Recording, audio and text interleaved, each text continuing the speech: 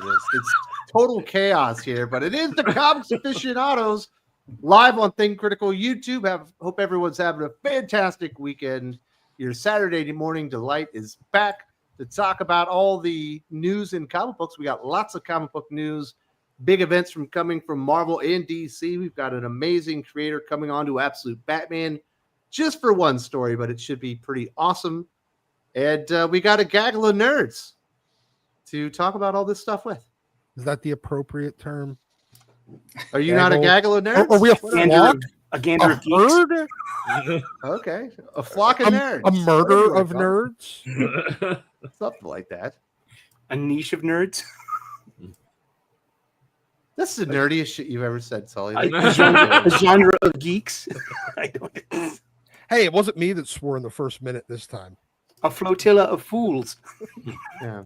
Perhaps it was me. Who knows? I was frazzled. You guys were talking about travel and stuff, but we do have lots of fun to get to. We got Tommy from World at War Comics. How you doing, Tom? Doing great. Great to be with you on another weekend, man. Have a blast. Vince, you've been flying your Superman flag high? Yeah, man. I usually wear my hat anyways, but yeah, I actually enjoyed the movie, so so it was really cool to take the family, and just watching the family really enjoy it, I thought was pretty cool. No one goes with me to that kind of stuff except for my oldest daughter. So for my wife to go and a couple of my other kids and then to walk out and go, wow, that was awesome. Again, every movie has its flaws, but for the most part, especially non-comic book reading people, they seem to really like it. Did you start correcting your daughters? Be like, listen, I know that you think that was the best part, but that is totally against comic books. Exactly. That shit never happened.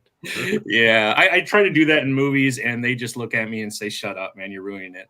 So I just keep it to myself. But, I'm glad that they got to see it, and I'm glad I got to see it with the family. It was pretty cool. Anybody stopping you with the Superman hat? Be like, hey, I saw the movie. It was great. Yeah. A lot of people don't read comic books. Stop me and say, oh, yeah, I just saw it. It was awesome. So I will tell you, man, I love Mr. Terrific in it. I thought that character stole the show for sure. I thought he did really good, man. I don't know how to pronounce his name. Stole the movie from Superman? Not Superman, but the rest of the ensemble that they had there. I thought outside of Superman, he was my favorite. I hope he shows up in something else. I don't know. Is it Edi? I don't know how to pronounce his name, but I thought he did really well. Yeah. He did a great job, I thought, as Mr. Terrific. Aaron, are you going to let him besmirch the reputation of Nathan Fillion like that? He's not wrong. Mr. Terrific's great in the movie. It's a little bit of a different take on him, obviously, but it works. It works within the context of the film, and he's got some of the. He's definitely got the biggest laugh. We talked about it. I can't remember if it was here, Dylan, that we talked about it, or on Pop My Culture, but the biggest laugh of the movie was Lois trying to talk about her relationship to Mr. Terrific, and just being like, I don't need this. Makes no sense at all. Nathan did great too, man. I know he's going to be in Peacemaker, so it'll be interesting to see. I know he'll obviously pop up in the Lantern, but I enjoyed him as well. But he will have no scenes with Hal Jordan. He'll only have scenes with John Stewart. Apparently, that's what he said. Yeah, I guess John Stewart is the face of the Green Lanterns moving forward in the gun world, which makes absolutely no sense, but that's okay. Yeah. Maybe Hal will be dead by then. I don't think he makes it out of season 1. I'm surprised how many people, including the current writer of Cord, hates Hal Jordan. It just makes no sense to me, but oh well. Yeah, that's odd. Like when they had Jeff Thorne on there after him just repeatedly being like, I hate Hal Jordan more than anything in the entire world. It's like, this is who's writing Green Lantern? Yeah. Well, you should write that story. That would require Jeffrey Thorne to have ever written anything worth anybody ever reading, which hasn't happened yet. Wait, now, didn't he write fucking what's the movie with Kid and Play? House Party? I don't think so. I don't know. Maybe you're right. You might be right, but I know he was. I think he was in the writer's room for Game of Thrones. The 8th season, because that's probably the shit season. He's like, I don't know why you would have this. I hate Hal Jordan so much, and he'd be like, yeah, let's put this guy on the Green Lantern title, huh? That's not the right guy. It's just like the lunatic that they've hired for the Red Hood. Now in addition to the previous lunatic statements, now we have the statement of like, yeah, I don't really care about continuity. I just go in and do what I do. And it's like, great job, DC. all the great right things Odd that DC is decisions. doing. That makes no sense at all to me. I mean, they're doing a lot of really good things, and I don't know, mind blown, man. Yeah. It's like they carry speed bumps in their car, and as they're going 80, they just throw one in front so they can slow down a little bit. That is really good. That's a really good analogy. They do that a lot. It's the meme of throwing something in your bike spokes. Yeah. Yeah. Yeah, they just ride around with a stick, and just once in a while they shove it into their tire and flip over and fall. But they have a whole Maybe he website, didn't do right, a house that was- party. Maybe he didn't do anything good. My bad, fellas. that That information. No, the whole thing with DC is that I mean that's always the pattern, right? It's it is very much the meme of jamming the and the. I'm sorry. Go ahead, Doc. I just realized something. Jeffrey Thorne probably has written something good that was worthwhile. A number of resignation letters. My bad. It was Reggie Hudlin that wrote Yeah. and directed House Party. Another writer for DC Comics. My bad. I messed that up. He's doing the Milestone stuff.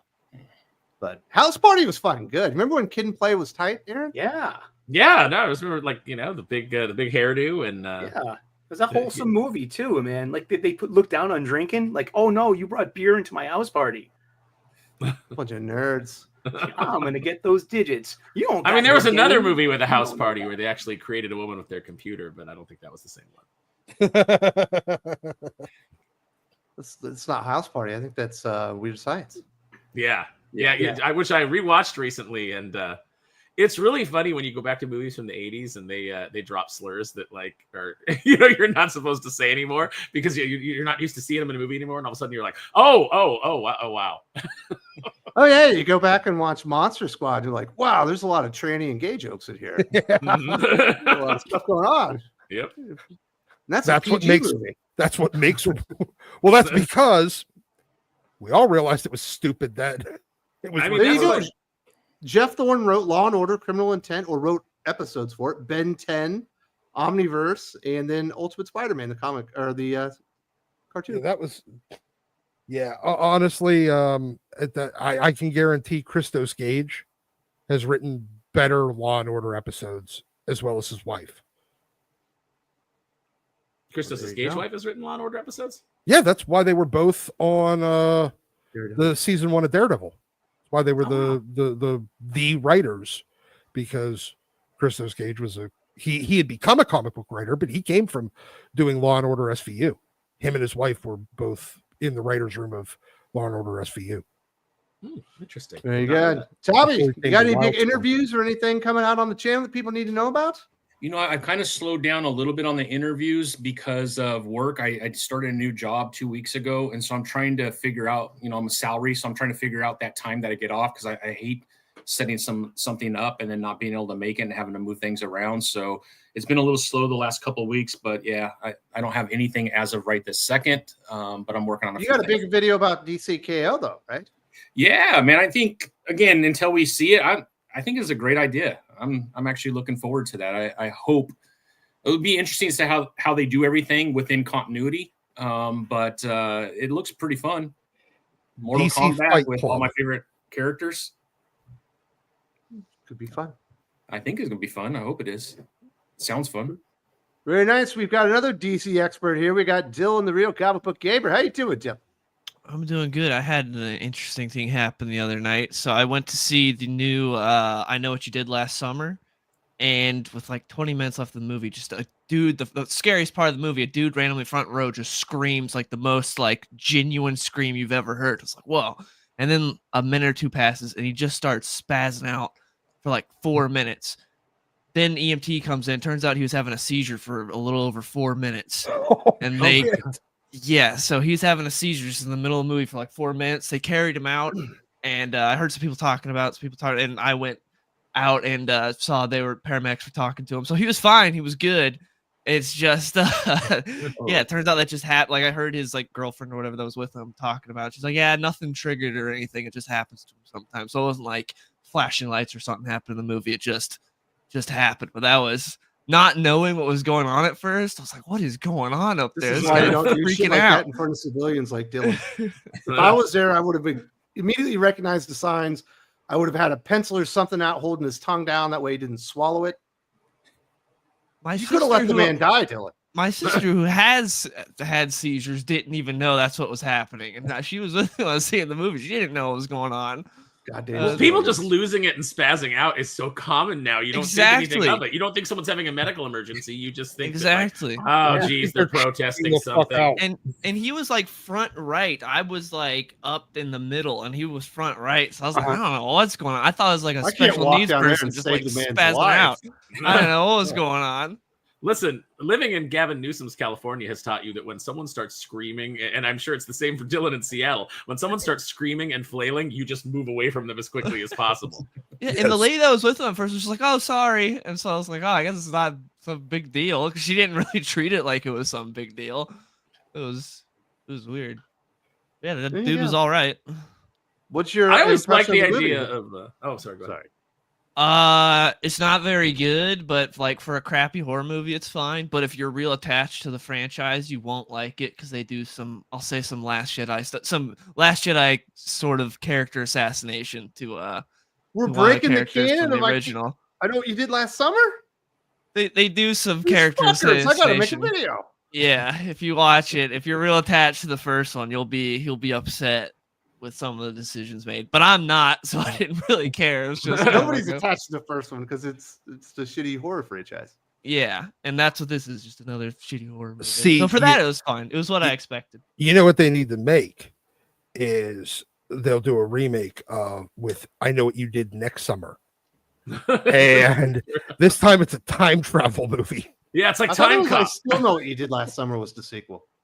It's the mashup of Back to the Future. No, see, here's why that doesn't work, and this is why they broke canon immediately with the second film, is because calling it "I Still Know What You Did Last Summer" when it takes place a year later, it should be "I Still Know What You Did 2 summers ago." Yes, it doesn't make any sense. Aaron, you're taking all the fun out of it, dude. The naming scheme is all wrong. They did a direct-to-video third one that was like, "I'll always know what you did last summer." Exactly. No, I'll always know what you did 2 summers ago, Dylan. Yeah. Right. Well, at that point, it'd be 3 summers ago. Yeah. 3 summers, 4 summers. It should Summer be of '69. It should be I Know What You Did 3 summers ago, because then at least you have the number, like the order of the movie in the name.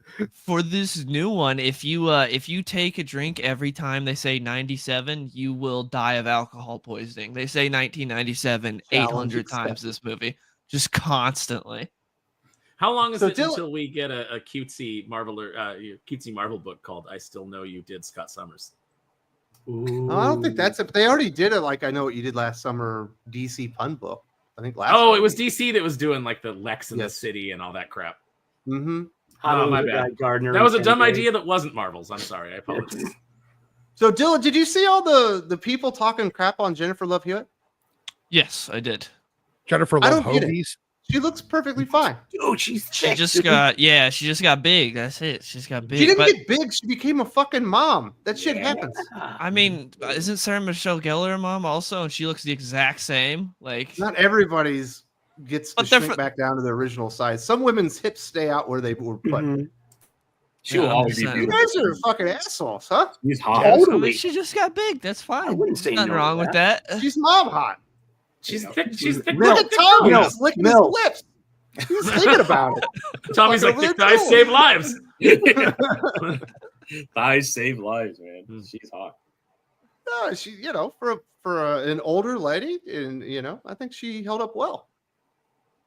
She You doesn't see look some of bad. those Baywatch ladies, it didn't go so well. Oh yeah. I think that's surgical, though, man. Some of their faces look like catcher's mitts. Yeah. Oh shit. So, Sully, you're too good for a Jennifer Love Hewitt that's got a couple of extra curves on her? Heck no. I'm all into that. Yo, give me some of that pound cake. Just like Van Halen said.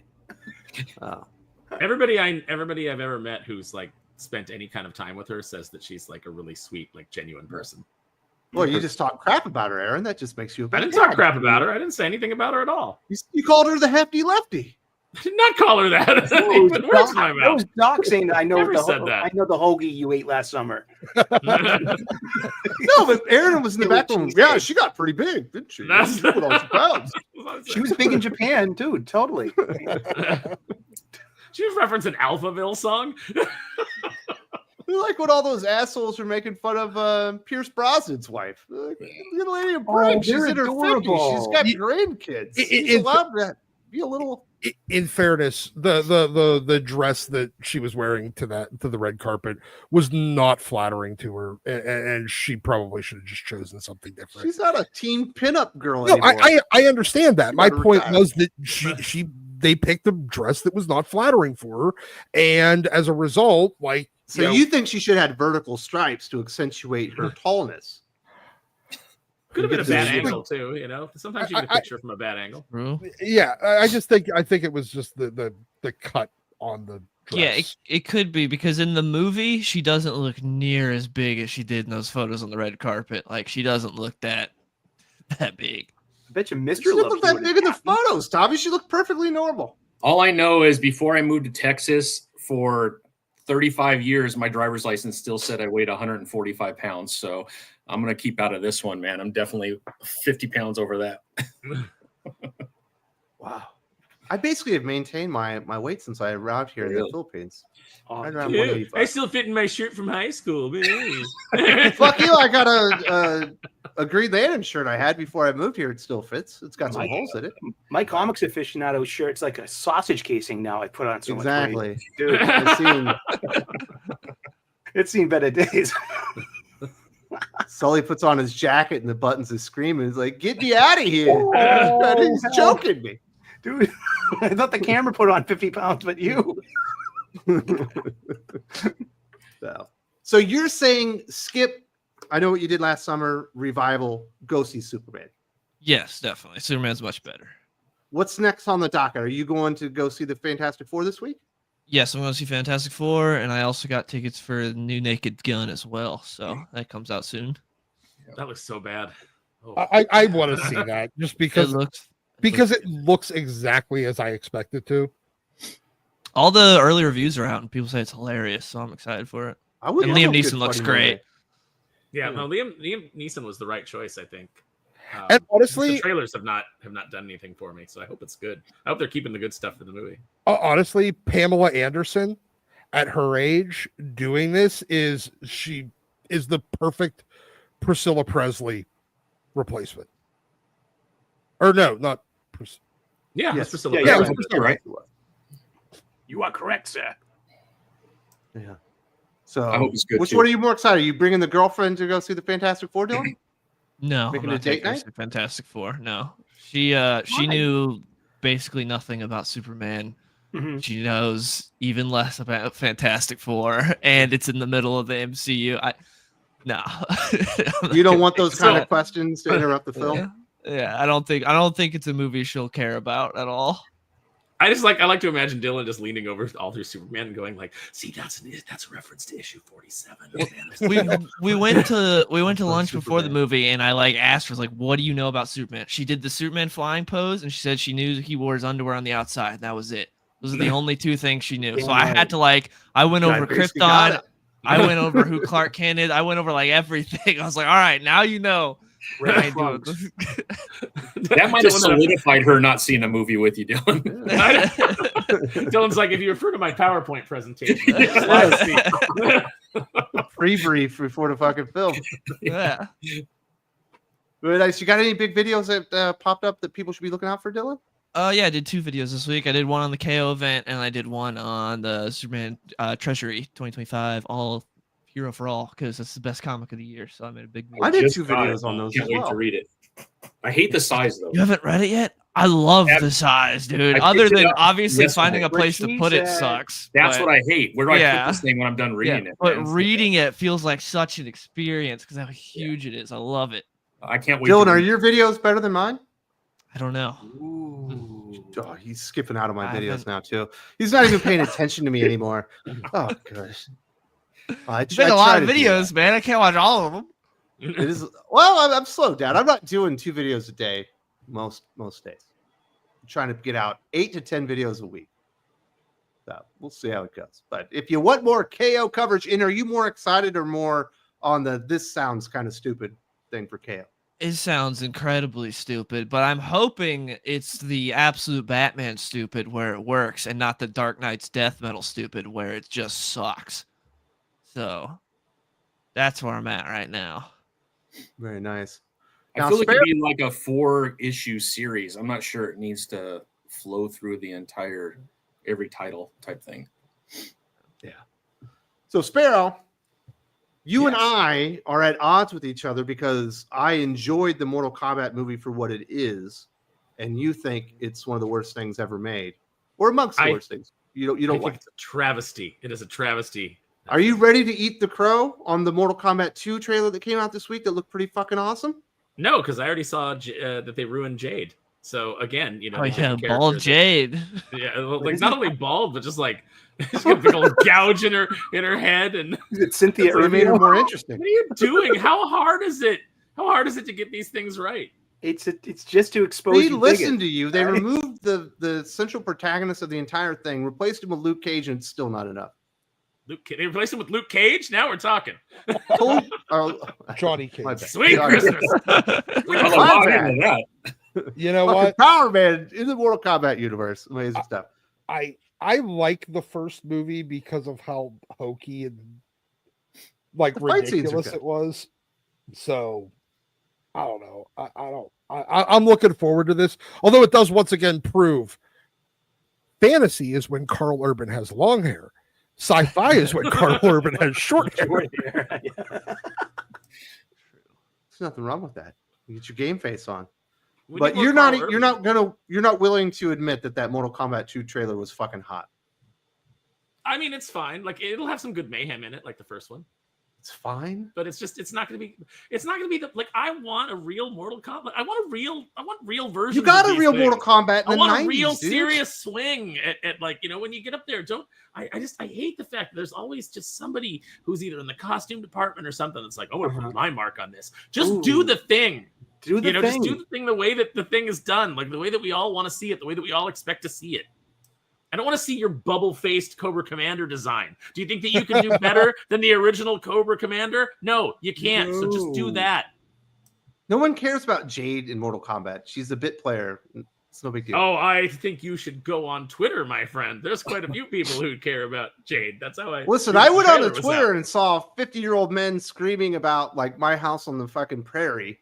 So it's not a Little great House? gauge of what people really care. You saw Little that? House on the prairie. you didn't see that. I That's didn't a see it, but you know what I'm lie. saying, man. This Laura Ingalls remake, I don't care for Nobody cares about Jade. If they say they Why is- care, they're lying to themselves. it. Zendaya is Laura Ingalls in the movie. You Wouldn't will that be believe. wild? They would do that. Of course they would. But what about it? All looked cool. Aaron's just being a fucking hater. Again. Is that your period in the life? Is this the hater period of the Aaron Sparrow experience? No, it's this is I want the thing the way that I like it. I don't want All right. your stupid interpretation of it. But Aaron, what if in the first 5 minutes Cole just gets brutally like fatality'd? Would they then win I'm you in. back? Yeah, then you've won me back. Like it's gotta be horrible. Like Goro's gotta come back and pull his arms and legs off. And then he just needs to land like a torso, just screaming. Who's the one And that then- held the head with the spine? Was that Scorpion? Or it's Sub-Zero. Swing? It's Yeah. Sub-Zero, yeah. Get that one today. Oh man, That'd be pretty good. that'd be beautiful. Although Sub-Zero's dead. Ah, no, but that's Bihan. Bihan will be back as Noob Saibot, and the new Sub-Zero will step up. What are you spoiling? I'm spoiling games that came out in the 90s. If you haven't gotten into the Mortal Kombat lore by now, you're probably not going to do it. I played the Mortal Kombat games and didn't pay attention to any of the lore. I just played the game. I paid no attention to any. Like I don't get it. Like all this lore that they built, I was completely oblivious to. I knew there was a tournament and cool guys to fight with. You were just like, watch him punch him in the acid pool. That's as far as your interest, went. Exactly. Is that weird, Dylan? I know you're more of a gamer. Is it weird to just play a game because it's fun? No, a lot of people do that all the time. With even very story-based games, a lot of people just completely ignore the story and everything going on. I was starting to get into the Arkham Asylum stories. I mean, those are pretty intricate, and they have everything to do with like driving your character and what he's doing. But Mortal Kombat is just a fucking fighting game. You just fight. Just you see the fury in Aaron's eyes. He's so mad at that statement. You know what? I can't be a part of this anymore. I almost saw spit go from one square to the other. I mean, I also don't give a shit about the lore in Marvel versus Capcom. There's a bunch of lore there. I don't fucking care at all. I just want to see if Mega Man can beat a Sentinel. Well, hang on. Much like Dylan taking his girlfriend to Superman, I have a PowerPoint presentation of the Marvel Capcom. Go ahead and pull that up. So Sparrow, you think I've missed out on like all this amazing stuff about Mortal Kombat because I think it's just a fighting game. You've missed out on some amazing stuff, and you've missed out on some not so amazing stuff. Let's be honest. There is a reason that like Mortal Kombat has rebooted more times than DC. It's just like eventually they get to a point where they've written themselves into a corner. Was there a story in Street Fighter 2? Not much of one, but Okay, but if you watch the endings, everybody's got their own little reason for being in the tournament, and then that started to build out as the games went on. I think if you hit start, it just skip through that part. Why do you think our friend Matt Moylan oversees an entire line of Street Fighter comics? There's continuity there. There's story there. There's lore. I thought he was making the continuity. He is. He's filling in the gaps around the game continuity. Oh, very nice. Are you going to go see? Was it Fantastic Four this week, Aaron? You enjoyed Superman. You loved it. You've been to see it what 2 or 3 times? I'll be at San Diego Comic-Con this week, so there's no. Even if I had any interest in seeing Pedro Pascal on the big screen, which I don't, I would not be going to Fantastic Four this week. So you're gonna hang out with the press. Well, unless someone was like, let's go to the movies and see Fantastic Four, and I was like, cool, let's pay for Superman, and go see Fantastic Four. Let's give our money to Superman instead. So you're going to be hanging out with Lepresti and selling some more or giving away some New Before Doom Phase stuff?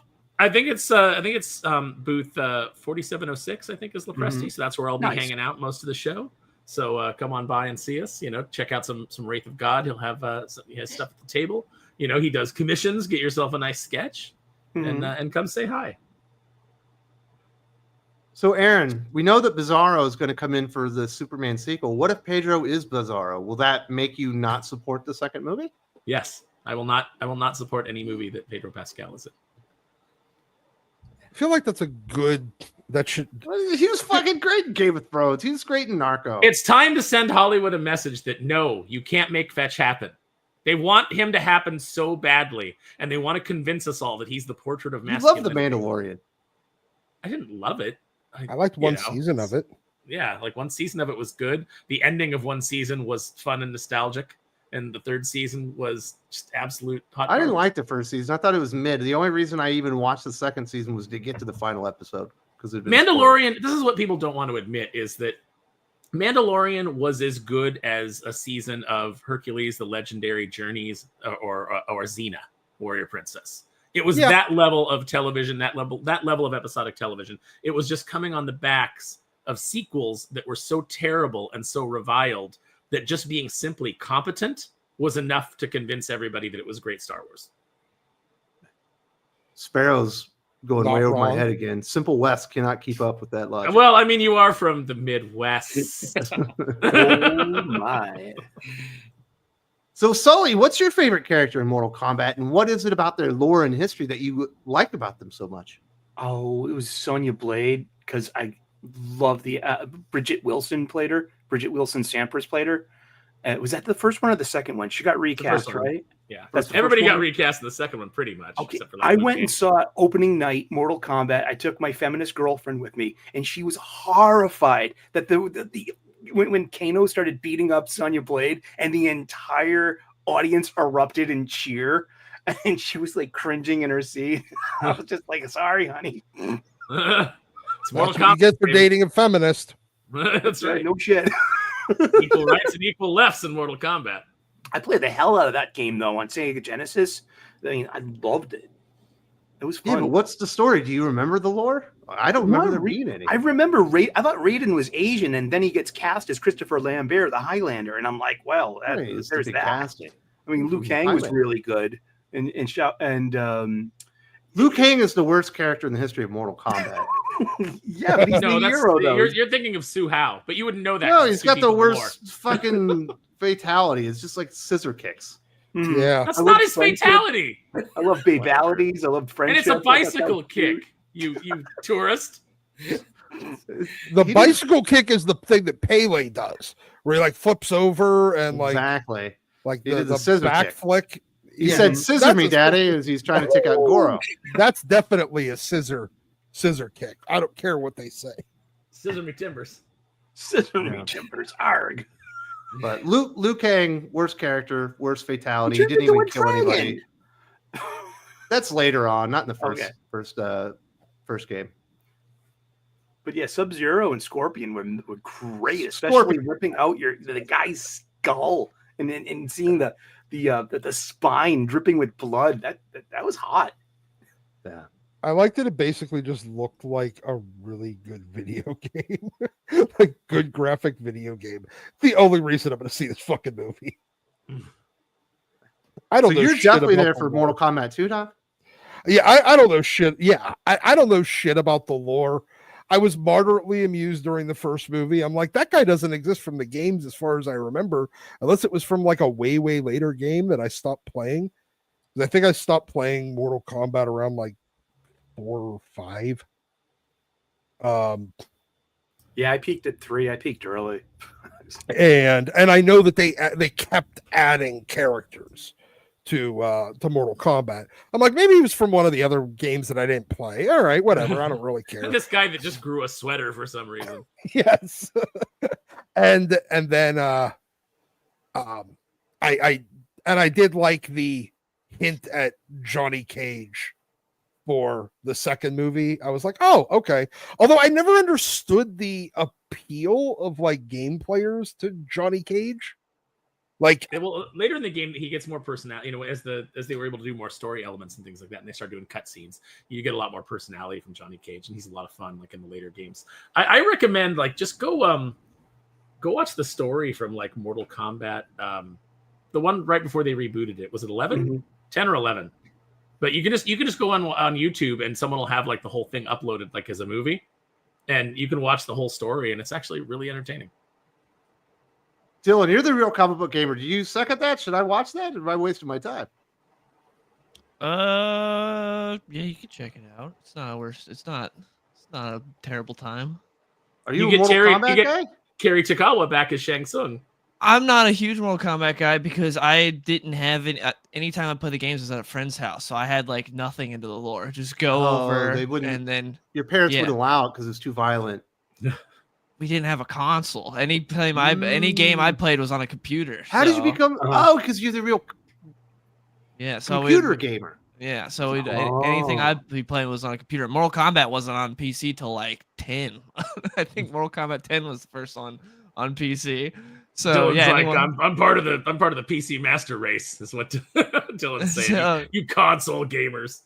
Yeah, Dylan I probably just- makes his own fucking computers and stuff for better gaming experience. yeah, but yeah, you Fucking geek. Geek, nerd. I just go over there, learn one move I could spam, and that's what I do. And that was my connection. I to thought that's what Mortal all of us. Kombat.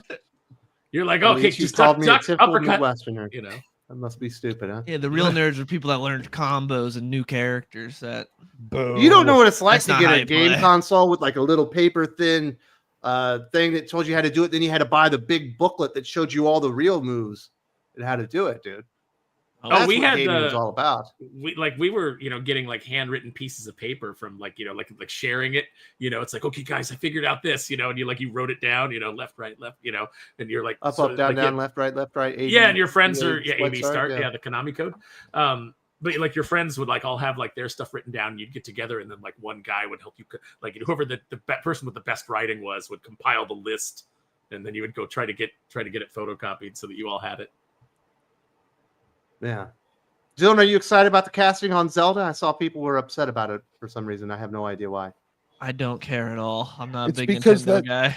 It's because that tranny didn't get cast as Zelda. That is where all the drama comes from. Oh, I'm not yeah. joking. never mind. And Yeah. they keep using the one picture of the guy, like look, it's the perfect Zelda, and it's like Where he kind of looks like an elf. Yeah, it's like it's just that one shot, that one angle, the lighting, but then you look up any other picture and it's like, yeah, no, this is not. That's this a dude. This would not fly with general audiences. They're going to know immediately. It's not a passing grade. Also, there is a 0% right. chance Link makes that adventure for a dude. Yeah. We got it. So let's talk to the Patreons. We got a few new backers this week. I definitely want to say thank you to everyone for supporting us on Patreon. And a huge shout out to Drew, a.k.a. Time Lock, the protector of Chronopolis. Glad that you could make it over, and I hope you're enjoying all the podcasts. Thank you very much to Greg Fenton. Welcome to the family, a.k.a. Iron Right. I'm sorry, the protector of Iron Ridge. I screwed that one up, huh? Wow. I'm sorry. That was almost bad. Well, You just lost the Patreon. What do you expect from a guy from Missouri? Iron Right, not Iron Rot. And welcome back to Jordan Fugate, Ember Enforcer, protector of Jackson, Kentucky. Really appreciate that. If you're interested in supporting us on Thinking Critical Patreon and getting awesome podcast, a superhero name, and a place to protect, there is a link in the video description. And we do have the peoples have said some things. Let's hear them. Jagrin 2, hey, for all that KO seems silly, at least it's not Age of Revelation. That makes everyone sigh. Hey, new number ones leading to more new number ones. You are in luck, Jagrin, because Doc and I just recorded a 33-minute video. Obviously, it'll go up unfiltered on the Patreon. I'll edit it down and have it up on the YouTubes tomorrow, talking about our reaction to all the Age of Revelation stuff. And it does make you do more than sigh. It's rough. Yes. But there is a chance, Dylan, that DCKO is just lots of fun. Yeah, it could be. If he doesn't Snyder it. You know what I mean? Yeah, there's the two different dumb aspects of Snyder. You have Absolute Batman where the dumb works so well, and then you have Dark Knight's Death Metal where it didn't work at all. So it's which one is it gonna be? Yeah, if he chives too much into what the Omega King means and the Omega tokens that you have to win, that they've been around for millennia. It does get me worried when he's talking about like when you get your Omega energy, you become like a gigantic being. It's like, oh, that sounds like the end of Dark Knight's Death Metal when Wonder Woman became that weird gigantic version. Like, no, this again. Fought Dr. Manhattan, Batman who laughs. I got it. I'll spoil it for you. It's going to be Supergirl, and it's going to be Queen Omega for you bigots. No. She'll be king. Because that's the thing that they need to do in Hollywood and comics now. Women have to be kings. Right. They're not actresses anymore. They're actors. I'm like, no. You're an actress. Oh, my goodness. It's the fine misogyny to on have this fucking panel. Dude. It's fine to have gendered language. It's absolutely fine to have gendered language. It's worked for thousands of years, and it will continue to work into the future. I'm just doing my part, Wes. My feed has been blowing up with the debut of Absolute Catwoman. She looks all right. What's with Snyder and fishbowl heads? First Black Mask and now Catwoman. Why is it might be a Dragotta thing. Dragotta might just love drawing fishbowls. Mm-hmm. So she looks like Catwoman if she was going to be a Mysterio. Yeah, Council Mysterios, you know? Yeah. She looks Dragotta very just really similar. wants to draw. He just really wants to draw Mysterio. That's the whole secret. She looks very similar to the Black Mask design, that helmet. There'll probably be like some kind of connection, some kind of story connection to explain that. Otherwise, it's just weird that everybody likes fishbowls. Yeah. It looks stupid to me, but whatever. Yeah, it looks wicked retarded, I think. Bane looks stupid and it's working, so I'll go with it. Bane looks like Bane, but bigger. Yeah. He's got a tiny little midget head on this enormous, 10-foot body. Okay, so it's 1990s Rob Liefeld. It's fine. Wes, you told me that Bane, before the show started, you guys all heard it. Wes said that he looked like Jennifer Love Hewitt on the red carpet. Tiny head, big mouth. I would never say that. That's exactly what you said. We all heard it. Then, I would never besmirch Jennifer Love Hewitt, man. She's great. I'm glad she came out of retirement. She deserves her flowers. Mm-hmm. But what did you think about Absolute Batman this week, Dylan? I loved it. I thought it was the best issue of the series. I thought it was great. I had so much fun with it. Butt-ass naked Batman sprinting, and he's so big that he makes a thoom, thoom, thoom when he sprints. Amazing. I loved it. It's hand-drawn. It was so good. It's the sound of his Definitely, monster dong hitting the ground as he runs. Oh my goodness. Also, I wasn't gonna Well, say that that, is- but I was thinking the same thing, Aaron. It's probably his balls hitting the ground. as he's Slapping against running. his thighs. Ri- It's Scott Snyder's take on Batman. Like, I would not be surprised. He's like, yeah, this is exactly what's happening. Absolute Batman the Damned.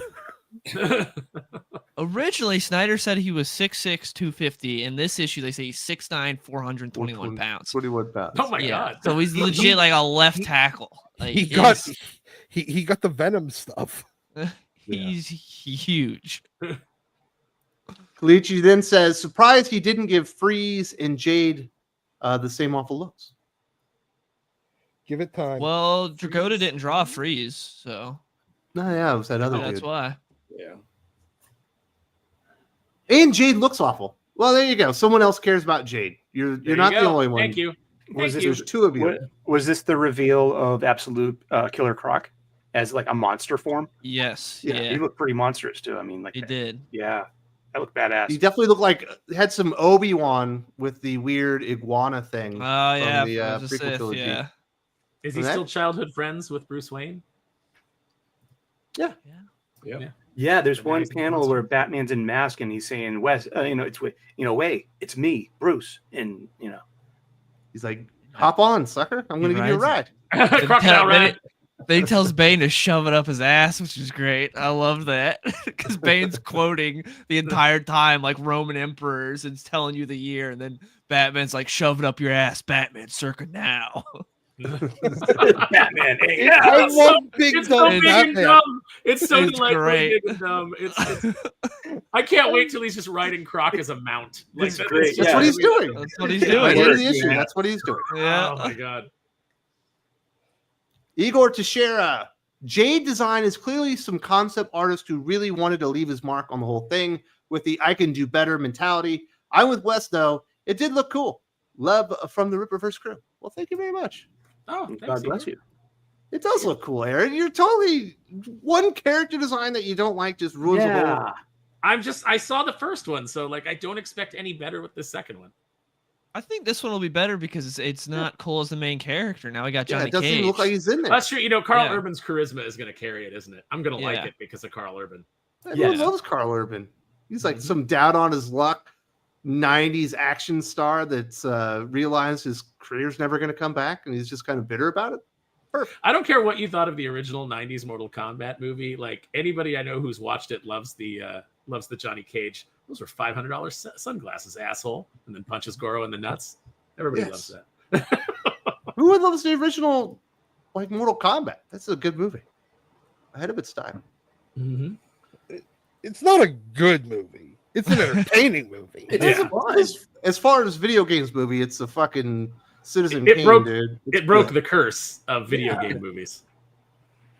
I mean, what's Yeah, better go than back that? and watch Double Dragon and Super Mario Brothers. Hey, movies I'm not- and see what happens. Watch I'm Dead not- or Alive or Tekken. See, here's the Doom thing. with the Hey, Rock. Dead or Alive, you at least get Jamie Street Fighter the Presley. movie. That's true. Yeah, Jamie Presley. So, what's your problem with the design on Jade, Aaron? Actually, I'm going to be honest. I don't think I've ever seen the character. Okay, well, go look up the character and then look No, at no, what they you tell did. me. Explain me what your issues are. The shaved That's the head, lady the with the costumes, fans? The costume's not cool. No, that's Katana. God, what? Yeah, Katana. I've seen her. What She are we looked great. doing here?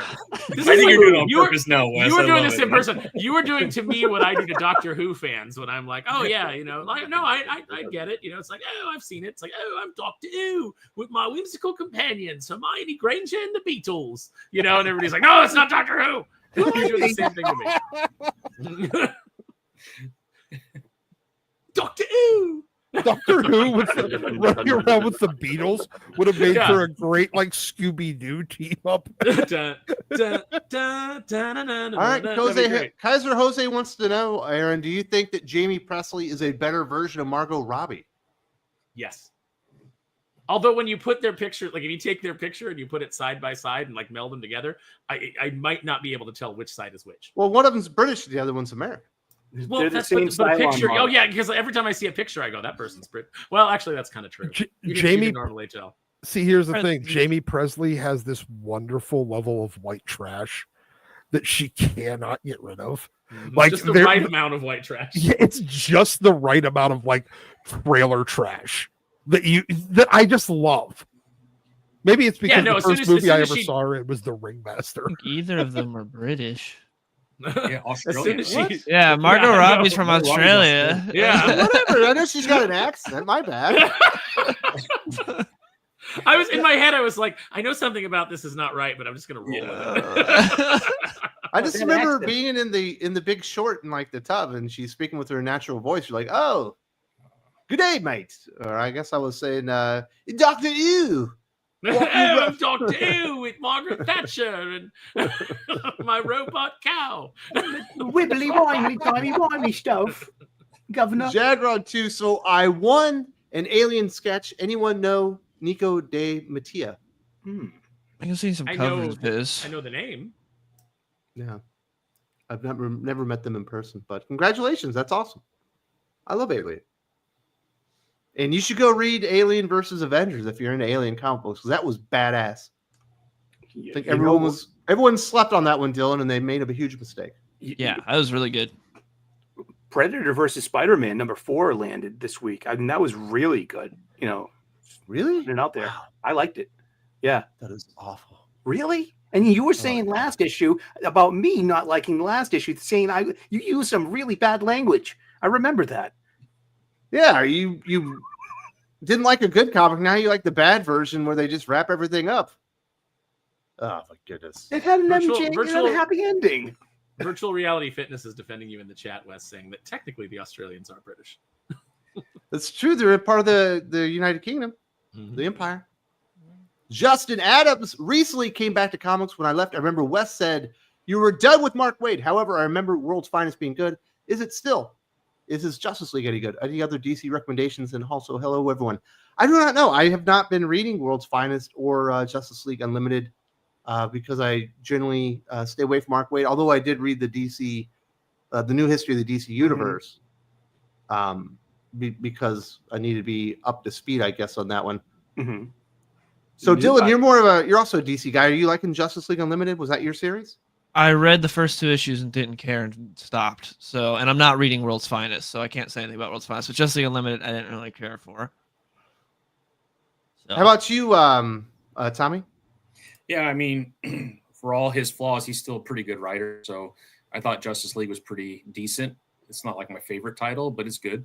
And I love the history book that they just came out with. I can't wait for the second one. So my DC recommendations right now are Aquaman, Green Lantern, Batman and Robin. Yeah. Absolute Batman. Batman Dark Absolute Patterns. Batman. Yeah. Dark Patterns, definitely. And I don't know if I want to put the New Gods on here, though. I do. I testing my enjoy the patience. New Gods. I think it's I'd throw, one of my favorite things Ram V has done. I Mhm. love it. I'd throw I like Green Arrow on Resurrection there. Man, too. I really like Green Arrow right now. Yeah. I like Superman by Joshua Superman, Williams. definitely. Superman's good. Yeah. Solid. Superman is good. So That's yeah, why in there's, general, I think DC's doing pretty good. yeah, certainly in comparison to the competition, but they're definitely on the way up. And there's lots of good DC books. So we're going Green Lantern, Aquaman, Superman, Batman and Robin, Batman Dark Patterns. You threw in the New Gods. He threw in Green Arrow. We get all the I like ongoing. Resurrection Man too. Yeah, that's Resurrection Man is a Yeah, very Resurrection Man was interesting good. really weird. but mini still. series, but you might not recognize the character. And welcome back to Comic Books. I hope you are Yeah, enjoying it, and it's a good time. DC's gotten better, and there's lots of awesome stuff on the indie scene right now. Yeah. Udin 87, morning gang, Dylan. You owe your girlfriend to watch K-pop Demon Hunters now. It's a great movie on par with what Disney and Pixar used to release. Yeah, she brought it up because she is a big K-pop fan, but neither of us have Netflix, and I refuse to watch things on her Chinese pirating site because you just get bombarded with gambling ads. Just Chinese gambling ads every like 10, 15 minutes, just in the middle of a movie. So it's K-pop Demon Hunters. So it's demon hunters that are trying to, or is it K-pop demons? It's I guess K-pop, like a K-pop band hunting demons. I guess it's in the style of like Into the Spider-Verse and like put the Puss in Boots movie. It's like that sort of style animation, but it's a Netflix animated movie. So yeah, it's been everywhere. That sounds like something my wife would really enjoy. Let's check it out. Delightfully Stupid. Probably pretty fun. So you're not going to check it out because you don't want Netflix. Yeah, I don't have Netflix. So I don't. Or do you watch Squid Games? I don't watch Squid Games. Never seen a single episode of Squid Games. David Fincher is making a Squid Games America for Netflix. Yeah, I love Fincher. Couldn't care less My about favorite that. director, I think. Yeah, it's one of my favorites. I mean, that's what that poster is. It's The Killer. It's a Fincher movie. Yeah. But you refuse to watch it on her. But it's on her phone. Like it's not like you have to do the pop-up ads yourself. Yeah, but it's annoying. It's annoying because you're Oh. trying to watch the movie and you randomly get yelled at in Chinese to go gamble. I don't like it. I prefer just- They yell at Maybe you. we can. Yes, Maybe like- we can hook you up with Docbuster Video, and Doc can throw K-pop Demon Hunters on there. I don't know. Is that a show or a movie? It's a movie. All right. And Nerd says at least she was spared the mud fight from the second one. Must be I mean, talking about your girlfriend, Sully. My Your Mortal girlfriend. Kombat. That's a Mortal Kombat movie reference. Yes. Ah. I think so. Yeah, your girlfriend Sonya's in a mud fight. In the Oh, okay. second Mortal Kombat, but it's not Bridget Wilson. Was that one directed by Vince McMahon? that one?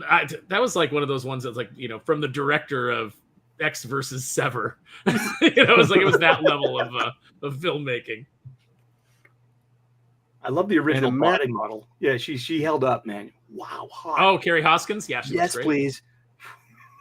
American Texan, good morning, aficionados. I made a video of 3 recent Superman comics to read. If you like the movie, check it out. And thanks for the shout out. Absolutely. Definitely go that. Check out American Texan and some recent Superman comics that you should read. I know which ones I would read. I would start out with that Treasury edition, but I imagine American Texan's going to have some other great ones in there. It's not a bad time to be a Superman fan, Dylan, but it isn't quite DC Rebirth where you have Superman action and Super Sons kind of all going on at the same time. It's not that good, is it? No, especially if you didn't have the treasure that just came out, it would be kind of rough to be like, I mean, you could check out Williamson's Superman, but that's kind of it. There's like nothing else Superman to read, even though it's the summer of Superman. None of these other books are anything that would really. Unlimited strongly was not recommend. good this week again. Oh, I thought this was the best issue of Unlimited yet Uh-huh. because it was just like it was just a silly crypto issue. Yeah, that's probably what it is. But DC Rebirth was the time. Definitely, that was the best time we've had in recent years. Wasn't Are you that's not even excited for the recent anymore. Kryptonite Spectrum? No, What? We already have a kryptonite spectrum. just the There's it a just book doesn't look called The interesting. Kryptonite Spectrum from the Yeah. creators of Ice Cream Man. Mhm. Oh, Yeah.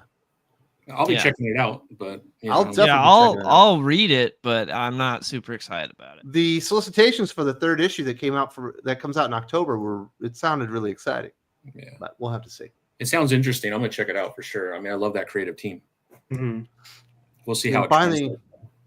Nerd says Mortal Kombat lore is great until Mortal Kombat 11. I'll take his word for no, it. because at the end they reset everything. Is that why? Curious. I don't know. 'Cause that was a fun- You 'cause said a- 11 earlier, Aaron. I think Yeah, he I was said agreeing 11 with is you. 11 is worth watching because Aftermath is a lot of fun. They could have gone somewhere really interesting with it. I think that it was kind of a swing and a miss with the next game, but I liked 11 and I liked what it set up. Which one Was the next one- game a fighting game? It was, yes. Well, it feels like they probably delivered on the concept then. Well, I don't think that it did as well as 11 did. Yeah, because they reboot with Mortal Kombat 1. And they changed like a bunch of the characters, and there was a lot of objections to some of the changes they made. Like they made Sector and Cyrax women, so everybody was like, "Oh, here we go, modern day," blah blah blah. I mean, it was a new timeline, so I understand them doing some different things, but yeah, it wasn't particularly well received. All right, well, let's get into this big event. We've got DCKO coming up. We got Scott Snyder, Joshua Williamson architecting this thing. It looks like Scott is going to be writing the mainline series, while Josh and Mark Waid, I guess, are the bigger names. They're going to be doing a lot of the tie-ins and what's going on there. Interesting stuff here. It's going to be a fighting tournament to see who's going to be King Omega, the only thing that can challenge Darkseid. I'm assuming Darkseid has returned from the dead by this point, and you're going to be getting 5 rounds of tournaments, and every round that you win, you'll be absorbing more Omega energy, which will corrupt you and I guess make you bigger and stuff like that. And it sounds like a job for Superman. Dylan, what do you think? Yeah, they said this one's going to be Superman focused because Metal was Batman, Dark Knight's Death Metal was Wonder Woman, and they said this one is Superman. So I'm happy about that. I'm happy that Superman is going to be the main focal point. And from what it sounds like, because they're talking about the whole thing is like fighting fire with fire, essentially, but to where you have to defeat Darkseid by becoming another version of himself. And it's like, it seems like Superman wouldn't want to do that. So my bet is Superman probably takes a dive and figures out another way to defeat Darkseid, because it sounds like Superman's not going to want to do this, but who knows? I'm hoping it's good. It could be fun. I'm glad it's only 5 issues. And also, I'm glad that so far, at least, it's only taking over a handful of solo series. It's not like every single series is being derailed. It's not like when you had the Nightmare event where every single series has got derailed by that. So I'm happy about that. But I don't know. Because Scott Snyder and Josh Williamson are great on solo titles, but whenever they do an event, it's just not good. The best one you could say was that they've done is Metal, and Metal was just fine. Like, I didn't mind Metal, but I didn't love it either. But Williamson hasn't been good at events, and Snyder hasn't either. So that's where I get worried. Because again, these guys are great on solo stuff. Like, I'm loving Absolute Batman right now. G.I. Joe's one of the best books out right now. Like, these guys are talented. But not everyone is like a Jeff Johns or Marv Wolfman where they can really be an architect and create a great event that connects everything. That's a different set of skills that it seems not a lot of writers have. And so far, these two guys haven't proven that they have that skill set. But I'm hoping it's good. I think the ceiling for this event is just that, hey, it was really fun. I don't think this is going to be anything where you're going to be talking about 10 years from now, like it's Infinite Crisis or something. I think just the ceiling for this is just, hey, it's really fun. Javi Fernandez is a great pick as an artist. He's amazing on Batman and Robin right now. So really glad they locked him in for the main series. That's cool. And we got Mark Waid coming back to Wally West, which is cool. But also they teamed him up with, Christopher Cantwell. It's like, why are they teaming him up with? That doesn't make any sense. But yeah, I'm hoping it's fun. I'm hoping it's a fun time, but I'm not super excited for it. We'll see where it goes. But we're gonna get more details next week with Comic-Con. So I'm really hoping that with those details, not like, hey, here's 800 more tie-ins for it. I'm hoping that that's not the reveal next week, because that would suck. Sounds like every event goes that way, though. So I have a feeling that there's going to be more titles that are going to be added. And that's what I worry about. I'm not a big fan when they start to do that, unless it really is important to continuity and how some of those other titles are going. But that has not been the case. It's just been oddball, events that mean nothing to the titles after you're done reading the event. So I don't know. That's what I don't like. As I said, just do a fun beat 'em up fight 6-part series that's out of continuity. That could be a lot of fun. But yeah, when they start to tie everything together and it means nothing when it's done, that's when I was like, man, that was a lot of money for nothing. Yep. That was the thing. If it weren't for all the delays, his Doomsday Clock was so nice. It's like, there's no tie-ins. Yeah. It's just Doomsday Clock. Then we're going to fast forward after Doomsday Clock ends. Like, this is awesome. Yeah. Unfortunately, delays killed it, but that was a great concept. Just be like, all we have is the main event. Your other books are untouched and everything's going to be going on the same. It's like, this is cool. And then since then, DC's never tried to replicate that. They're like, no, we're going back to the old format of every single book gets derailed because of this event that we have going on that no one cares about. So how much do you want to bet that if it goes the way you want, with Superman kind of throwing it in the beginning so he can find some other way, and then he ends up, it's Batman at the end, but Batman's beat everybody, so he's like 4,000 feet tall. That is sorry, go ahead. And all like uber powered. That is the worry with Snyder being attached, because he does do a lot of stuff like that with Batman, where Batman has all the plot armor and everything. So that is kind of the worry, but I don't know. They were talking so much about the emphasis on Superman in one of the solicitations. That's the swerve. They're going to swerve you, Dylan. They're going to swerve you. It could happen with Superman. Classic, man. He's working.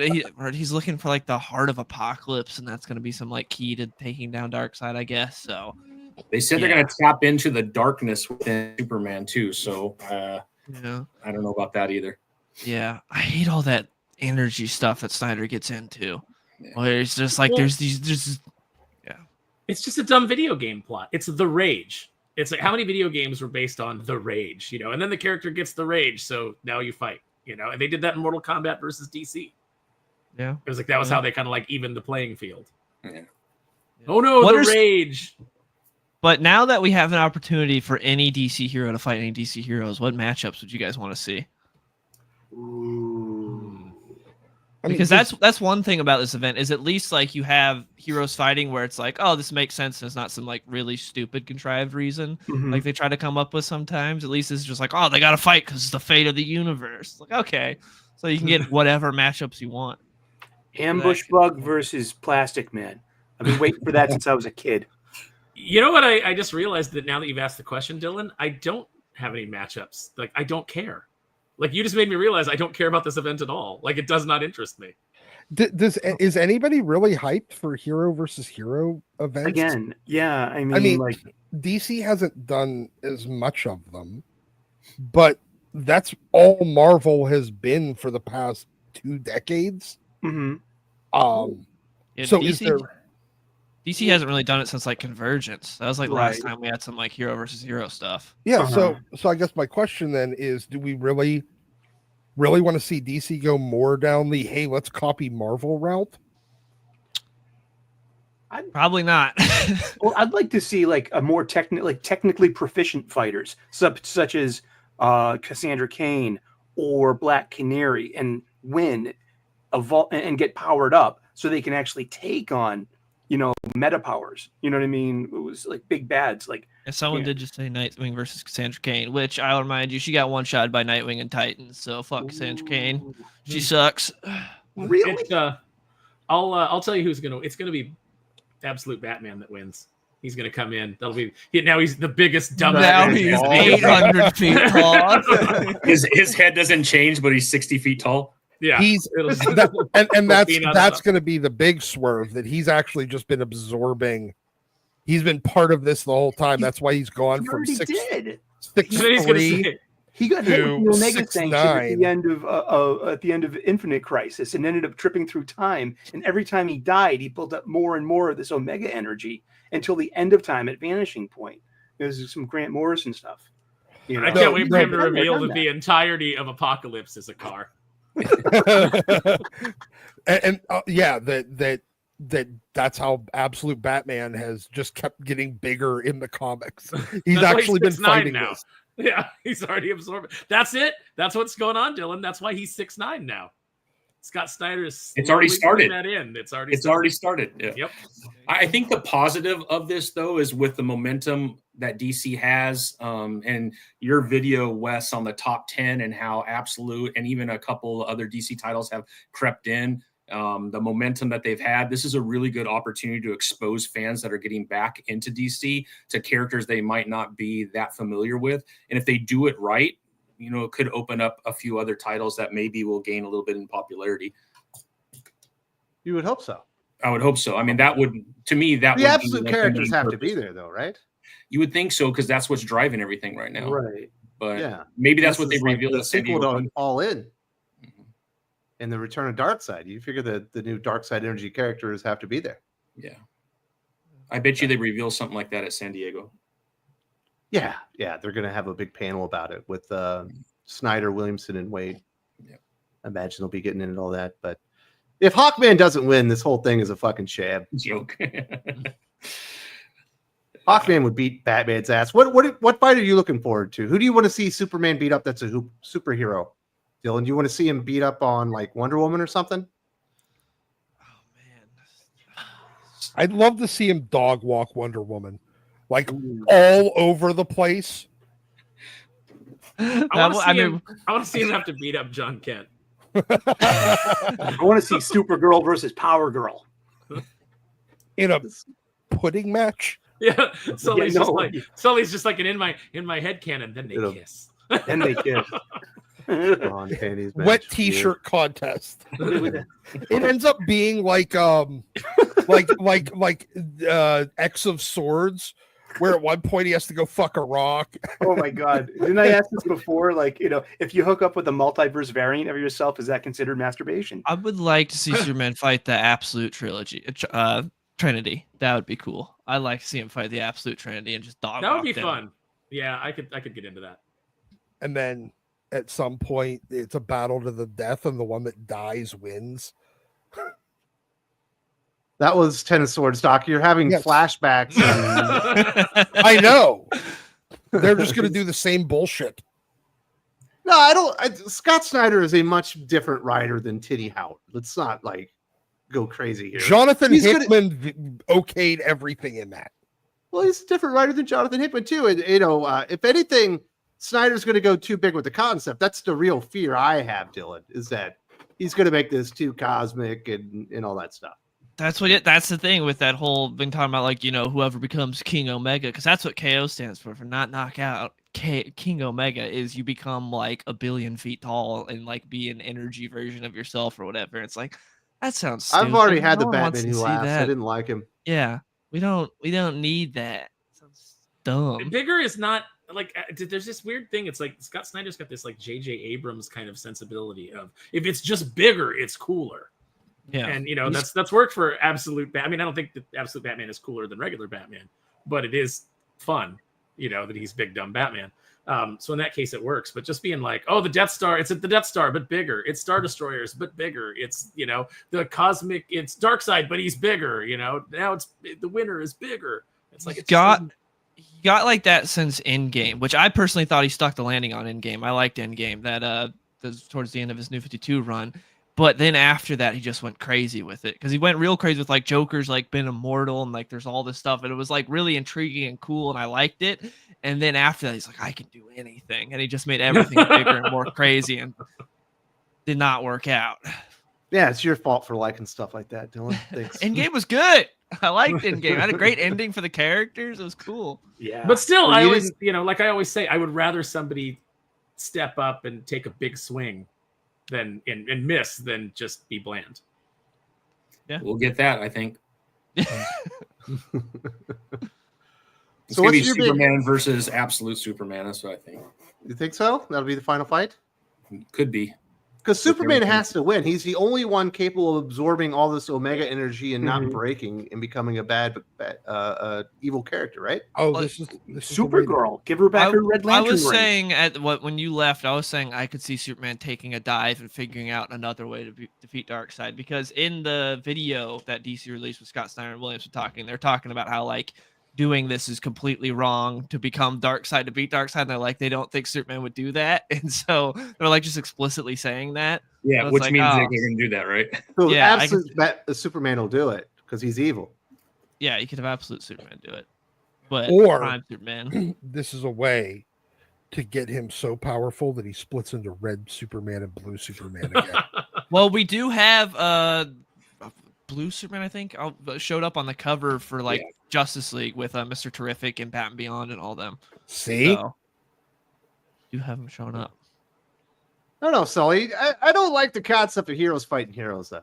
I don't either. I mean, just what's the point anymore? But you know what I mean? It's a publication gimmick. It's going to hopefully get asses in seats, and just and. Do you want to variant see covers. Superman punch Flash so hard that his heart literally flies out the back of his chest and into a wall? I want to see Batman fight Absolute Batman.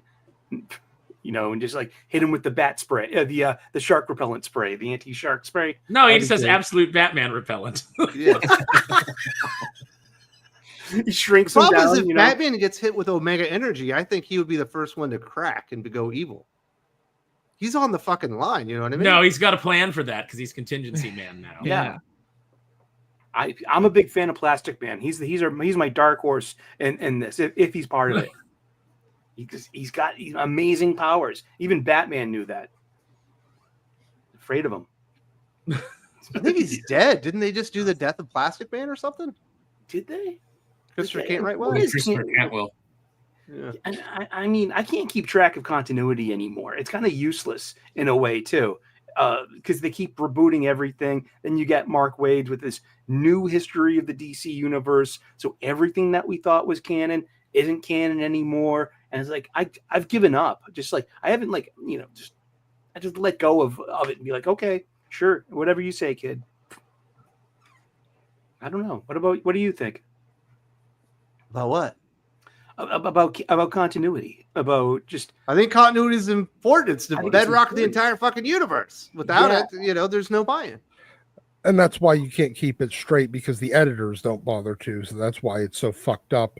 And even people like Sully just start But ignoring Sully it. will be excited. Mark Waid's going to be back on Flash with some impulse in there. That'll be cool. Yeah, but with Christopher Cantwell will be on it. right. Yeah, I mean, it's not I would- just Mark Waid. I would love to see Mark Waid have a crack at a DC crisis. I think he would do an amazing job. I mean, it wasn't a crisis, but he got his chance on an event with Absolute Power, and it sucked ass. That was terrible. And he did Lazarus Planet. So keep him away from events. He can't do it. As much as Mark Waid can do, again, like I was talking about earlier, like Scott Snyder and Josh Williamson can do solo books. When it comes to events, can't. Same with Mark Waid. I don't want to see him. Williamson's the worst at events, though. Night Terrors is the worst thing possibly in the history of DC Comics. I mean, Dark Crisis on Night Infinite Terror's Earths was a complete wow. Yeah. Wheel spinning. But who at DC can do events? I want to see Jeremy Adams too. Jeff Johns can do events other than Flash. Yeah, maybe. But he's not coming he's back gone. for that. That's the thing. Yeah. It'd be Adams interesting don't to want see him if free. Jeremy Adams ever gets kind of a crack at it. I don't know if he's been around long enough for them to give him that kind of responsibility, but I would love to see what he would do. Love to see what Yeah. he would do. Yeah. He's got something up his sleeve, I bet. He's doing Fractured Spectrum right now. It's almost like a Green Lantern self-contained event through 2 books. Although it's kind of taken a little turn there, Dylan. It's gotten a little too goofy lately. Yeah, and again, I've been saying for a few issues now where Green Lantern's just gotten overpacked, where it's like, I want it to go back to focusing on Hal. We have Green Lantern Corps if you want other characters. Like, keep it focused on Hal. That's what I'm paying my money for.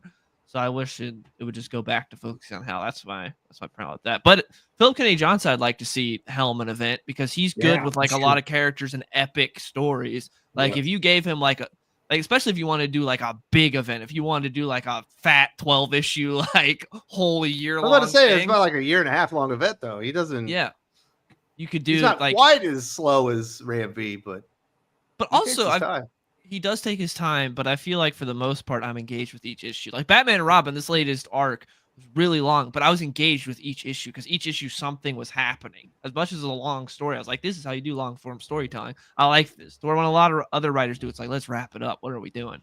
That last issue of Batman and Robin was hot. It was incredible. Wasn't it? I love the Miguel Mendoza. I'm really surprised Javi Fernandez is illustrating DCKO, to be honest. I'm happy he is. I think he's great. I think he's pretty good, but I think Miguel Mendoza is even better. I do like Mendoza better, but I like Fernandez a lot as well. Do you think this will be an opportunity for him to elevate and maybe be one of DC's top 3 or 4 artists? Possibly, because he'll get to draw a lot of characters, so he could do some cool stuff. So, yeah, I think this is it's time to shine. Yeah, it's a great event for something like that, for sure. Yeah, yeah. Especially if we get especially if it's more on the fights and less on the like explaining cosmic bullshit. If it's not just fights, I'm going to be pissed. Yeah. It should be mostly fights. Do you think we're going to be getting tie-in series and all that kind of stuff? They've definitely had a tendency to do that with Snyder events. Definitely. That's the worry, because right now it's good because they're like, oh, we got like 4 titles that are going to be tying in. It's like, that's good, that's fine, but we got Comic-Con next week and that might be like, here's a dozen more that are going to be tying in, and that's where I get worried. Yet. Yeah, that's where I get worried. Fire and Ice, Zatanna, Gotham City Sirens, Red Hood. No, yeah. But the Dark Knight's Metal tie-ins were probably the best thing about it when you saw how the other versions of the heroes that were taken over by Bruce Wayne. Oh yeah, the Dark Matter. Yeah, they had some really cool stuff. The Dark Matter, like spin off like the Death of Superman one. They did the. No, I'm talking about the Dark Knights where they were introducing. Right. Oh, we're talking about Red Death. Oh yeah. I know. Dawnbreaker. Dawnbreaker. Yeah. Those are pretty cool. Machine, Death Machine, something like that. Yeah. But I'm with you on Death Metal. The best stuff were the tie-in events like the Flash one that they did. Yeah. So, but hopefully this one, the actual main event, is good. That would be nice. That's what I would like. Yeah, that would be great. So we shall see. You're excited, beyond a shadow of a doubt, though, Tommy, right? I am. Yeah, I'm looking forward to it. again, I try to give everything a try. If I have to buy $180 worth of comic books, though, I'm not going to be happy.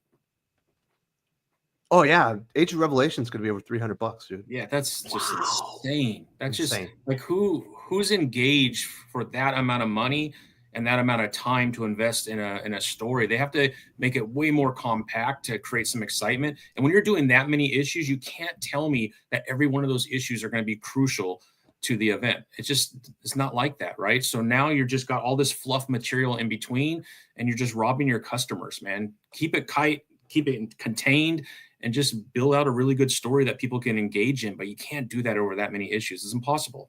I don't care how good of a writer you are. It's impossible. It's going to be convoluted. It's going to be all over the place. It's impossible, man.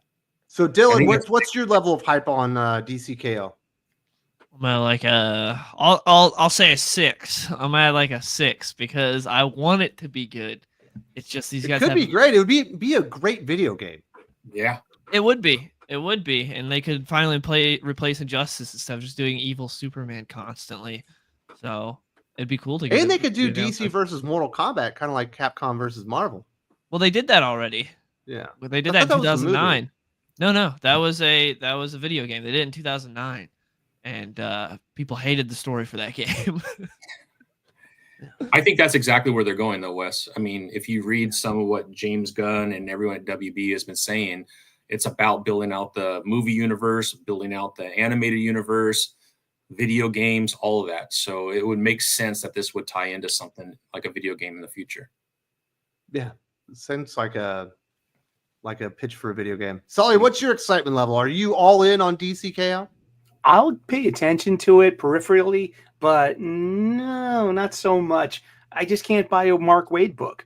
I'm just done with him. Well, he's not going to be doing KO. Yeah, he's just going to be doing Unlimited and Flash. I think Sully was way more excited 5 minutes ago when he didn't know Plastic Man was dead. I think that's what just killed his hype for the event.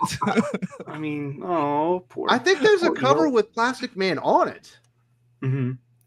So he's probably in the event, right?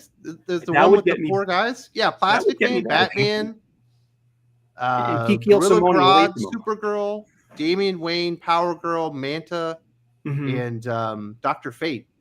So they're all. Yeah, I feel like you won the lottery. If you're in that tournament, you're like Hawkman or something. You get teamed up against Damian Wayne. You can be like, yes. I'm so happy right now. To the moon with you. Just slaughter him instantly. Damian Wayne won the Lazarus tournament. He's actually but that was like lower powered people. That was like martial street artists. level. Yeah. Yeah, and Connor Hawk won that. So fucking. Oh, you're right. He did win it, didn't he? I could see a Green Lantern just picking him up and yeeting him into fucking space. Didn't Damian get like killed instantly by the Heart Girl? I think he like got killed. Yeah, like instantly. So imagine what any other hero could do to him. I think this could be fun. I think this could be one of the more fun things DC has done in a decade, and it could be exactly what they're saying it's going to be. And there's some cosmic elements into it, but it's just playing with action figures and fighting and fan service where you've never seen Superman and Hal Jordan go one-on-one, in a big main event or something like that. And that could be really good, but I don't believe that's what's going to happen. I think he's going to Snyder it. So if they focus on the fights and keep it mostly self-contained, it could be really good. That's a big if. Absolutely. Let's hear it for the people's nerd says Mortal Kombat 11 breaks all the lore, especially 4. Aaron, come back. Yeah. Where's our Mortal Kombat guy? Aaron, oh my goodness. He's number 2 in it. Fatality happened over there. Yeah. Man. Poor Aaron. Oh, he got his spine ripped out by Scorpion. I didn't realize that there was like all these intricacies of Mortal Kombat lore. I did not know there was an 11. Wow. If only the 11, then they rebooted with 1. I bought 1 because it was on sale for $10, and then there's an unskippable tutorial, so I haven't played since then. It's like, I know how to play Mortal Kombat. Let me get to the game. And it's like, do this to block. Do this to punch. I don't want to. Let me get to the game. Yeah. Pissed me off. I mean, I knew Garfield had a huge, venomous fandom that stuck to continuity. I didn't know that, Mortal Kombat rivaled Garfield like this. Garfield has a canon beliefs? dude. Oh gosh, yeah. It's insane. The Garfield universe is just him like saying he hates Mondays and eating lasagna. Yeah, I was gonna say, tormenting Odie. Yeah, They're I more love there. Garfield. Dylan, were you a Garfield guy? Did you get those books when the book fair came around? No, I'd read on the on like the Sunday comic strips. Like that's what I'd read. Heathcliff, man. Remember Heathcliff? Yeah, the Garfield knockoff. Yeah, the knockoff. We've got Sigma Comic, HH the boys. Shout out to the Thing HH. Critical team from Kineticon. Support your favorite comics channel. The very best. Hit like, subscribe, and see you in San Diego next week. Cool. Very nice. I went So to Aaron Aaron and- Medicon a couple of years ago. It was HH really, together. really fun. Kineticon. You went up to Connecticut? Well, actually, technically, it's south of me because it's under it's I Connecticut get is underneath Massachusetts.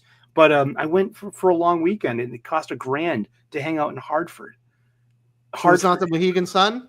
No, it was at the Connecticut Civic Center right in downtown Hartford. But it was a really fun time. Not a lot of comic books, but it was more like anime, and a lot of cosplayers and gaming. It was pretty darn fun. Those people are very loyal fans.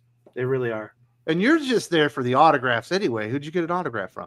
I didn't get any autographs that time. I got one one plastic Gundam model kit. That was it. Because it's like, and the secret is don't buy anything on Friday and Saturday. Save everything for Sunday because prices go down because they just want to get rid of that stuff. That's a pro tip. Very good. Mr. DC Comics says, DCKO, I want great fights and epic battles for DC. What I dislike about Western comics is that it's more talking than fighting. Let the artist cut loose and have the entire issue for a battle. I want to see Mr. Terrific versus Batman. Yeah, like a chess Yeah. match. Especially No, for it's a this- big fight. For this Yeah. type of comic, it's definitely what you want. Like take inspiration from that final issue of Death of Superman. That's what you want. You want something like that for this, where it's just a big fight the entire time. So if it's 5 rounds and 36 fighters, it's going to end up being 35 fights total, right? We're gonna have some one-panel fights. Yeah. We're gonna have some just over like that. Can you believe Wonder Woman defeated Power Girl? I saw it. It was an amazing knockout or something like that. Yeah, you're gonna have It's some weird how fights. they're doing that lately. I think like they're even doing big fights and payoffs in comic books, and they're telling you what happened like at a table scene. It's annoying. Yeah, it takes all the fun out of it. 10 minutes later, well, Honestly, the way that they keep cutting fucking page rates, they're not paying the artist long enough that he's like, yeah, I'm going to put a day and a half into this 4-page long, 8-page long, fight with all these different characters and different backgrounds and everything like that. They're like, fuck it. We'll just synopsis it at, Yeah. I wonder if page rates are as bad at DC as Marvel. I hear a lot about Marvel page rates, but I never hear a lot of negativity at DC. I don't know if they pay I the hear the same exact or same thing. pays- Yeah, because I know so many people have come out over the last year and a half about page rates at Marvel, but I have not heard anything about DC. Maybe I missed it, but it seems to me they pay a little better. I don't know if that's true. They at do least tend for to have the artists. better artists too, so Yeah. makes sense. All right, Doc. You're a psychopath. What's your hero versus hero dream fight for DC Comics, and how do you want to see the fatality?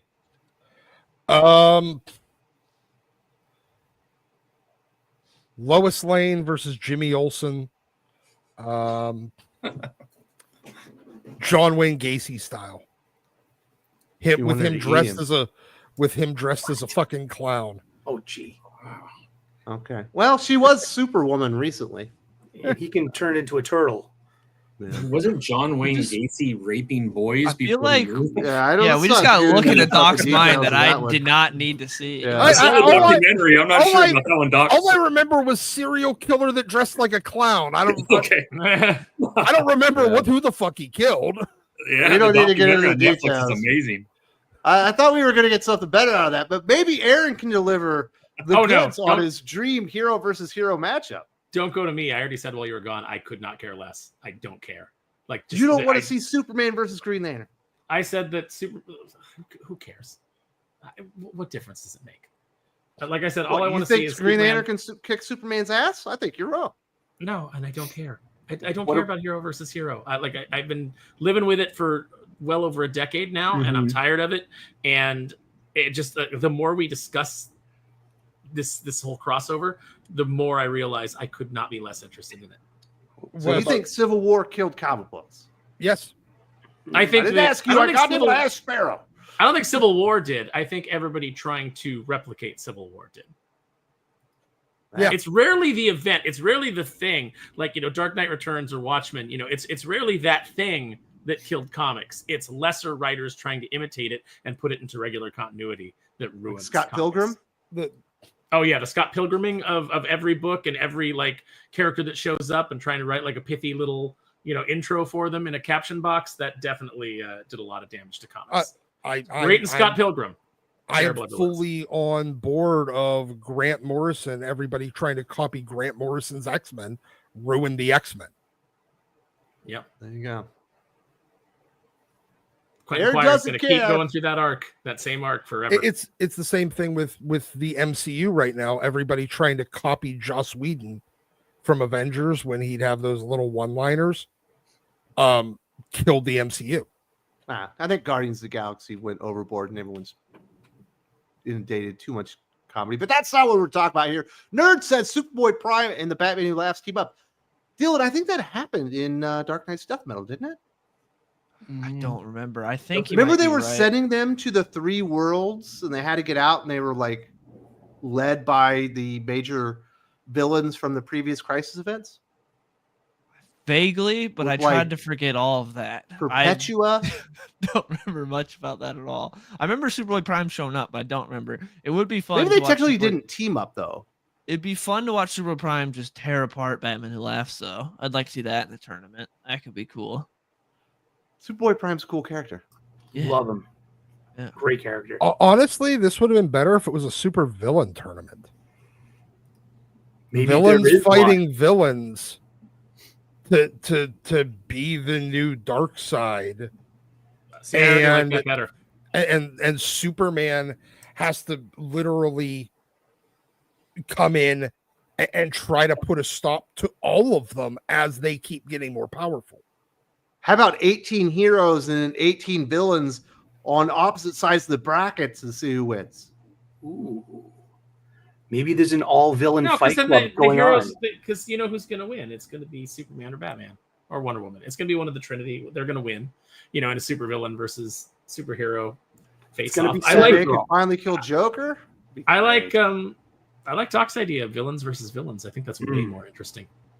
It's going to be Supergirl because it's going to end up. It's wrapping up in early 2026, and some corporate syzygy to push the Supergirl movie up. Or it ends up being Power Girl, and her tits get bigger. That's all. That's the only part of her that keeps getting bigger. Just her boobs. Until her boobs are planet size and she's just dangling off of them. But to Sully's point, I think that. What the hell did you say, Sully? Doc derailed me.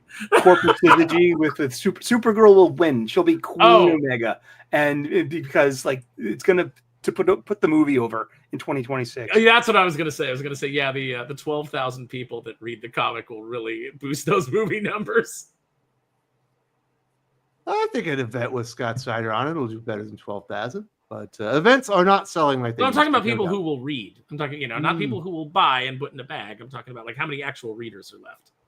Kalichi Oki, remind me what happened with Jeff Johns at DC. So Jeff Johns was the chief creative officer at DC Comics, and then he was looking for some upward mobility, moved over to Warner Brothers, and was a producer on a bunch of their films and stuff. I think he ended up rewriting most of the Green Lantern movie. He had a lot to do with Justice League and stuff like that. And obviously that did end up not working out. There were some accusations against him, but he was also supposed to be creating his own imprint at DC Comics. And they had announced it a couple of times. It never came to fruition. And I think he just left because he wanted to do his Ghost Machine stuff. Yeah, but he left after the dude that played Cyborg. Ray Fisher. Yeah, got like all, but he got His all intention accusation against everybody Yeah. I was of gonna say, I didn't know it was an racism. accusation against Jeff Johns. It wasn't against their director. Yeah, it was. No, it was against- also Jeff No, Johns. he Jeff included Johns John, sent him yeah. down and told him, like, it sounds Mhm. like Jeff Johns told him, like, listen, you need to chill out. This is your first big break in Hollywood, and you're gonna sabotage yourself if you keep like arguing with people all the time. And he took it in a very negative way. and it was at the height of everybody being ultra racial weirdness. And Ray Fisher did that with like 80 different people. He Yeah. he was just a big attention whore. Just kind of like, that guy was racist and that guy did this thing. And it's like, who are you? And Best so part of I the think fucking he just- Justice League movie. That's who he is. But it turned out that Jeff Johns was right because he did end up like pretty much nuking his career. Yes. Yep. Yeah. It sounded like he gave him good advice to me in the end. But I believe that's what happened.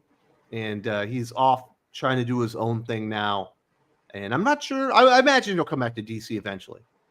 No, we'll see. Ghost Machine is great. We've got another event that was announced. We have far less information on this one. Ooh. But Ultimate Endgame apparently is coming out in December.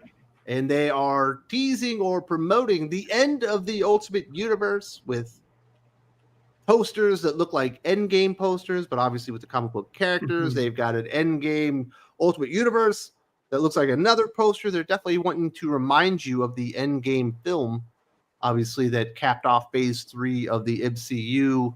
And it's kind of sounded, Aaron, that Peach Momoko's husband, or I'm sorry, her translator, co-writer on Ultimate X-Men, was telling the truth when he said the Ultimate Universe is coming to an end.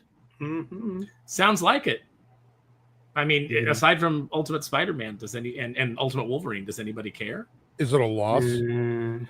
But this is what I said before. They're gonna end it, and then he's gonna the maker will reset it, Mhm. and then we'll get all new, or the different. ultimate. Well, no, we'll get Ultimate Marvel now, and then all new Marvel now, or all new Ultimate Marvel now, then all new, all different Ultimate Marvel now, and then Ultimate Marvel Legacy now.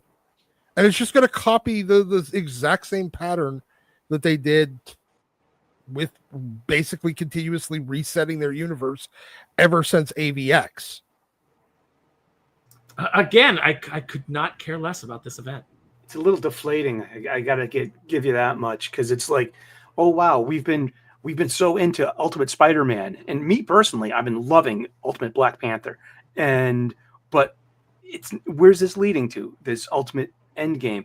It doesn't matter. Like, he's just going to reset the universe anyway. I mean, The question what does it matter? now, the only question that I did see is Hickman actually doing this, or is it the guy that can't spell his Dennis name? Camp. And Oh, it's the guy that can't spell his name. Okay. Z's don't belong in the name Dennis. Fucking retard. Well, he didn't make his name and how to spell it, Doc. I'm sure that He's was an adult. He could change it.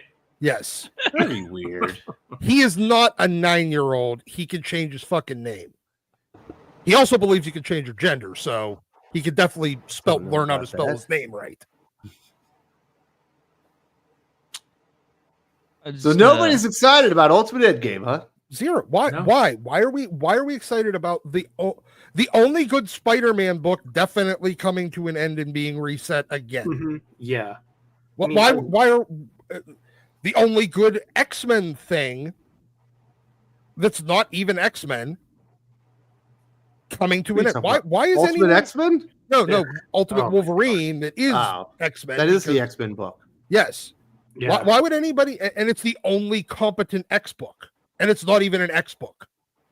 Why would anybody be excited about this? I mean, yeah, we can see fucking Dennis Camp's goofy Ultimates, island It's of going to be Camp Gamma. and Hickman writing it, apparently. Okay, so it once again demonstrates that Jonathan Hickman is the worst identifier of talent on the planet. Good, wonderful. I get another demonstration of that. I'll pass. A lot of people love Dennis Camp's Martian Manhunter absolute style. a lot of people are actually fucking retarded. I think it's Like, it's the best. their IQ is barely above drooling on themselves. Those are the Sully, people that like he's talking to you, Camp. son. Going for a more positive take, Sully. What do Oh you think? my gosh! I mean, Absolute Martian Manhunter is probably one of the best colored books out there. It's beautiful, but is it any good? Oh, time will tell.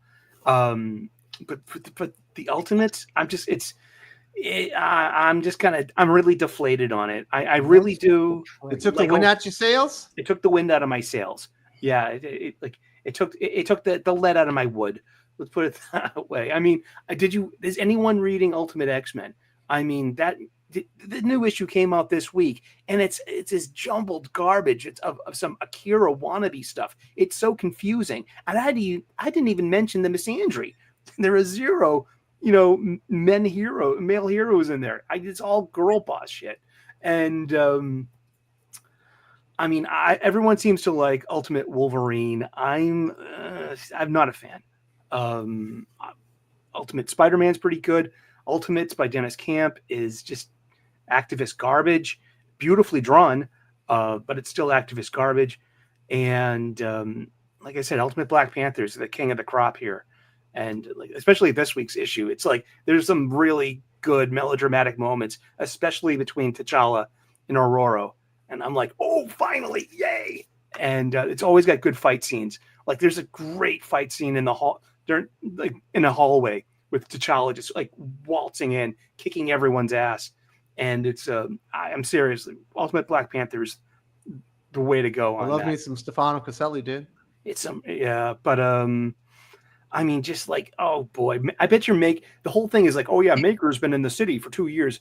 I bet you Maker's been out of the city and he's just hanging back, laughing his ass off, watching all of this, transpire, especially with the Avengers. I mean, the Ultimates having to like reset the timeline of and using time travel.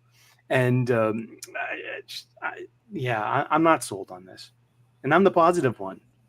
I'm positively off of this. Yeah, I'm positive this is going to piss people off. Pretty much, yeah. Because it does feel like they're just going to reset it and make everything a number one again. Yeah. Just an excuse to do another set of number ones. And variant covers. And this time they'll change the group of titles there are. This time it'll be Ultimate Squirrel Girl. Yeah. Ultimate She-Hulk. Yeah. There'll probably be some multiverse survivors out of this. Like I'd say like Richard Parker and his sister. Ultimate She-Hulk. They'll probably to bring over to the next iteration of this Ultimate Universe. Maker things like, oh wow, this is already screwed up. Let me try again. Dude, have you been reading Ultimate Incursion, Sully? Yeah, I liked issue 2 a lot better than issue 1. Well, issue 2 was awful, so that really? doesn't speak up well of issue 1. We have such dynamically, robust opinions. Yeah. But I like the art style. I thought it was very comic booky. I thought it was very. I liked it. It was playful. It was cartoony, and but I liked issue 2 a hell of a lot better than issue 1. I'll say that much. Maybe it was because it's more Cody Ziegler than Dennis Camp in tone, perhaps. That's a heck of a. You've vexed me. I don't even know what the fuck that means. I'm upset. You're given the choice between crap and piss, and like what I don't know. So, Tommy, you've been reading the Ultimate stuff. Does this get you excited? Get you bummed out? You just been sitting on the sidelines? I'm on the sidelines for most of the Marvel stuff. Yeah, unfortunately. You don't want to see Spider-Man married with kids? Yeah, I was there for like the first 14, I think, or 12 issues, and I just haven't picked it up lately. I like it, though. It's just I have like this much capacity, and I have my favorite titles, and unfortunately, that just kind of fell through. But that's definitely, for like the first 2 issues, I read everything, and Ultimate Spider-Man, for me, was my favorite out of all of them. But I just haven't been catching up on it. Not enough Incredible Spider-Man Hulk is my only thing in my pull list right now from Marvel. What's the only thing in your pull list? Hulk, Incredible Hulk. Oh.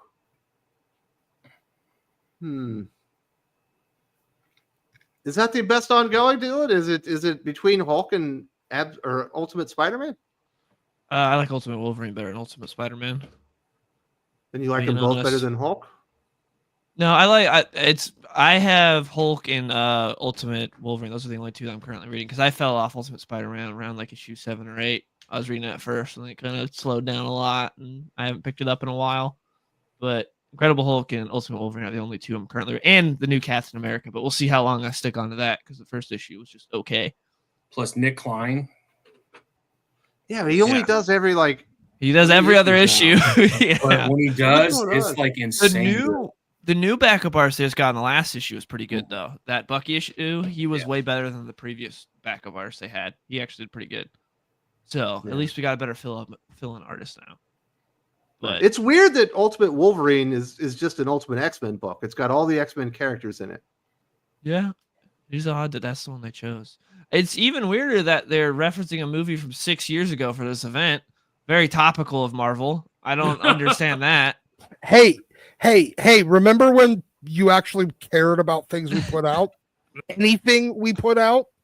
Oh, I remember. Man. Like- Sully, how much are you selling the spinner rack for It's at priceless. auction? It's you can fight I'll it. give you $42.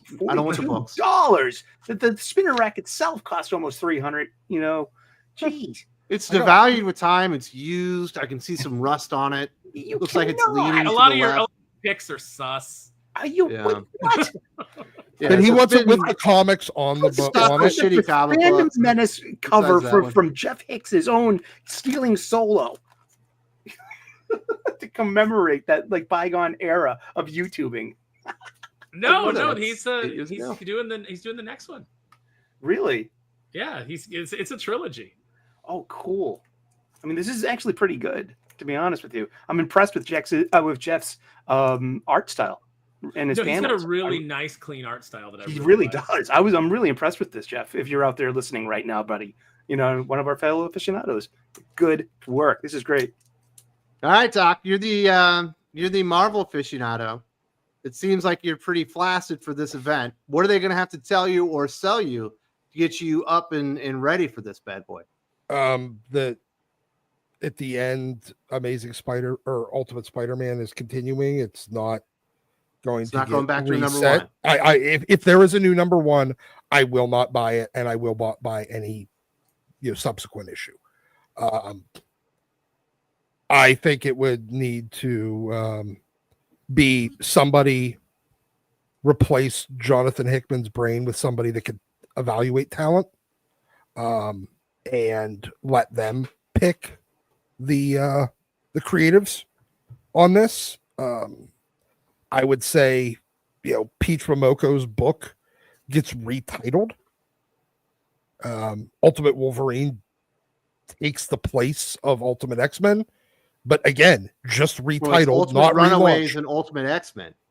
Yeah, Ultimate Runaways, Ultimate X-Men, but they continue with their existing numbering because fuck it, I'm gonna make So it it's the complicated. numbering that's really got you pissed off. Well, plus the fact that they're just gonna reset and have another new status quo, and the whole thing is gonna be them having to figure out how to stop the maker and try to remember what happened in the last status quo. Because he's just going to keep resetting the universe because it doesn't work. Like, whatever his plan is, and I don't even fucking remember what his goal was with creating this universe.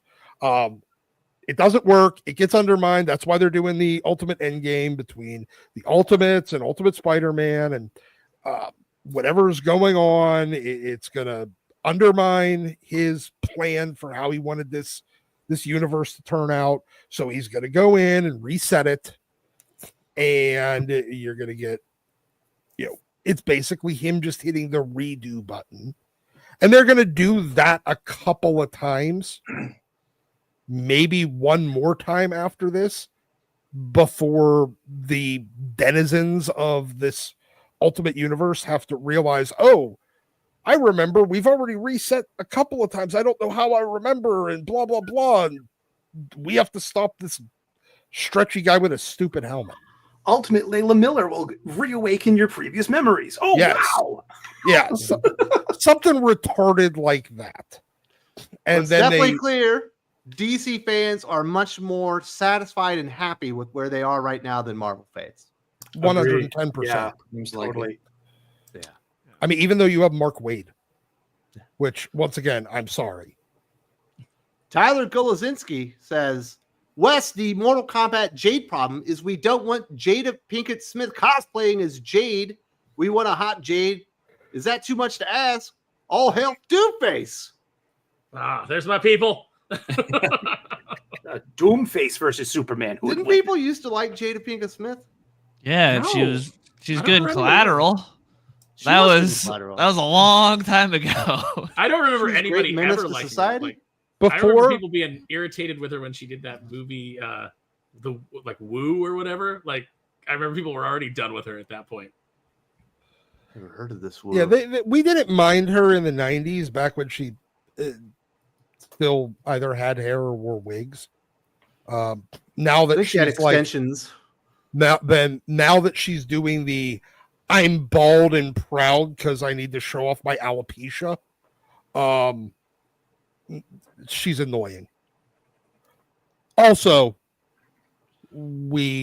She made Will kind of Smith feel- not cool, man. I think Yeah. that's what ruined her. Yeah, Really ruined him. she Yeah, really she did. ruined Will Smith. Yeah. I remember when Will Smith was like the number one dude in all of Hollywood. I mean, Mr. I'm- Summer. I'm pretty sure she would fuck that hologram of Tupac over Will. My goodness, Doc. Very, very personal stuff. What's the Chris Rock bit where he's like, hey, we've all been cheated on, but none of us have had to sit down and be interviewed by the person that cheated on us in front of everybody. It's a weird situation, man. We got some more DC news that we'll get through before we get to our comic book recommendations. We got the big news, and I will have a video out about this somewhat soonish, that Daniel Warren Johnson is coming over just for one issue on Absolute Batman Annual 2025. Tommy, could you be more excited about a fit between a character and a creator than Absolute Batman and Daniel Warren Johnson? Nah, he is so good at what he does, art-wise, writing-wise. You know what I love about him? He knows his limits. Even though I hate that he's coming off of Transformers, he's made it very clear, man. I have these storylines. I want to get them out. I don't want to stay too long because that's when things get diluted. He gets it. And I'm really excited. He is so talented, man. He's Do incredible. you think we're going to see the Batmobile give somebody a power bomb or something? Yeah, I hope so. Did you see some of his art? Some of it's been revealed, and it looks like we're going to go in that direction. That cover that he has looks dope. It says it's a origin story for the dump truck Batmobile. Yeah, they're going to – I don't know, man. He's just so talented. Yeah, we need an origin story because it makes no sense that he has I assume that he built the dump truck and then built the building over it, and that's why it was in the basement. Has to be. Yeah. Right? Yeah, he doesn't have the resources to be able to do anything like that. So, but yeah, Well, I couldn't be more excited. You realize he could have taken the dump truck in pieces. I mean, the frame can be welded in place. I mean, he doesn't have to. He could just assemble it in the basement. You don't have to actually like drive it in. The point is that whenever he got it done, it sat in that basement until it was time to drive it because there was nowhere for it to go. It was too big. Yeah. So why did he build it? Who cares? It had to be big. because he needed a big dumb Batmobile. Because he's 7'9" in issue 11. 12'3" and driving a dump truck. This building is a car. We're also getting Absolute Evil #1 from Al Ewing, is it? Al Ewing, yeah. And that's got all the villains in the Absolute Universe starting to team up with Ra's al Ghul, Hector Hammonds. There's a couple other characters in there. You excited about that one? Another guy has a long time to be excited about. I am excited for it. I mean, obviously execution means everything, but I love the the direction that they're going. I think the more outrageous on the absolute universe, the more things they try, that's where you want to do these kind of things. When they do it in continuity in the prime universe, that's the stuff that pisses fans off. This is the right place to try those things, and it sounds fun. I want to see Batman like hang gliding with Joker's skin. You know what I mean? You might get that. You might get That that. was pretty cool. Like, fuck it, I'm gonna skin him right here and make a hang glider. I'll get down there. Purple and red and white. What do you think, Dylan? Are you excited for Daniel Warren Johnson, even just for a Batmobile origin story? Yeah, that one we got with him against, like, I don't know, KKK guys, whatever those are, looked sick. That looked awesome. I can't wait. Yeah, just plow through that crowd of guys. I'm excited for that. Don't care about Absolute Evil though, because Al Ewing has not written like any comics I care about. So not excited for that. DC yet, has he? No. But Daniel Warren Johnson, Absolute Batman, sounds like a match made in heaven. So I'm And excited for James that. Herron from Ultra Mega is going to be cool too. He's another really good writer artist. So that should be really, really exciting. It sounds like they're beefing up October to just really be the absolute month. Sure sounds like it. And That's what people want. got to keep that momentum going. I hope this does it. Man, do you remember when Daniel Warren Johnson did that Superman story in that anthology, the Superman Red and Blue? Remember that one, Dylan? I don't think I read that. I wasn't reading Red and Blue. I've read like one issue of Red and Blue. Well, it's a terrible series, but issue 5, I think it's issue 5, has a story about Pa Kent and him and their relationship over the years. Yeah, I don't think I read that. I've read one issue of that series, and I don't think that was the one I read. I am shocked. Because Are like you shocked, Tommy? I'm flabbergasted here. Yeah. I mean, wasn't there a Marvel title where he had one story at the very end of it? Was it Wolverine 300? Yeah. Yeah, And that was out of great. that entire thing, it was just that one story that was just insane. Yeah. So, yeah, I'm not surprised that Daniel Warren Johnson could come in and just write a badass one-shot. I love that. I hope they do more of that, to be honest. They should give him a one-shot in every single absolute title just to see what he could do with all these characters and all these weird universes that they're creating around him. I'm just saying, if you like Superman and you've never read Superman Red and Blue, issue number 5, the story is called Generations. Make sure you confirm that. I believe that's off the top of my head. Like, it's really, really good. It's really powerful stuff. And if you're a pussy, you will definitely start crying through that fucking story. It's that good. Daniel Sully Warren be knows how to dropping pull tears. kind of the heartstrings too when he writes, man. He's incredible, man. Do a powerbomb's insane when it comes Do you to think he can make you cry over the Batmobile? Maybe. I mean, he's the only one that I think could. I'm sensitive. Yeah, he's about the only guy that could get me interested in reading a story like the origin of the Batmobile. You know, Yeah. normally I'd be like, I don't care. Nobody changes a tire on the Batmobile. It's just a thing. But like, he's conceivably the only person that could get me interested. Maybe I Sean agree. Gordon Murphy, maybe, because I'd be like, he's really going to draw the hell out of that Batmobile. Yeah, that Batmobile would look insane if he drew it. Incredible. Epidoxus says, I cried. I wasn't calling you a pussy. I was trying to make fun of Sully. That was the joke. That wasn't about you, dude. Oh my God, he's calling you a Sully now. Do you hear this? Oh my goodness. Wes, don't abuse the audience. That's the bread and butter. They're I here was- for us, man. I know. I'm apologizing. That's what I was doing. I was trying to do a good make good. That was a joke. It wasn't meant to call people out there, but it could have come out that way. But Daniel Warren Johnson is the best. What do you think, Dylan? Is he the best writer artist of his generation?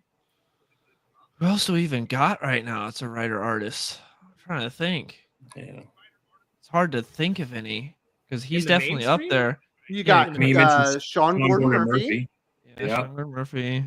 You have Shane. What's his name? It just Someone's did, got Connery something Volk? playing in the background Yeah. right now that I cannot concentrate. Sorry, someone's playing something. Yeah, Shane Connery Volk is also really good. His series with Mad Cave is awesome.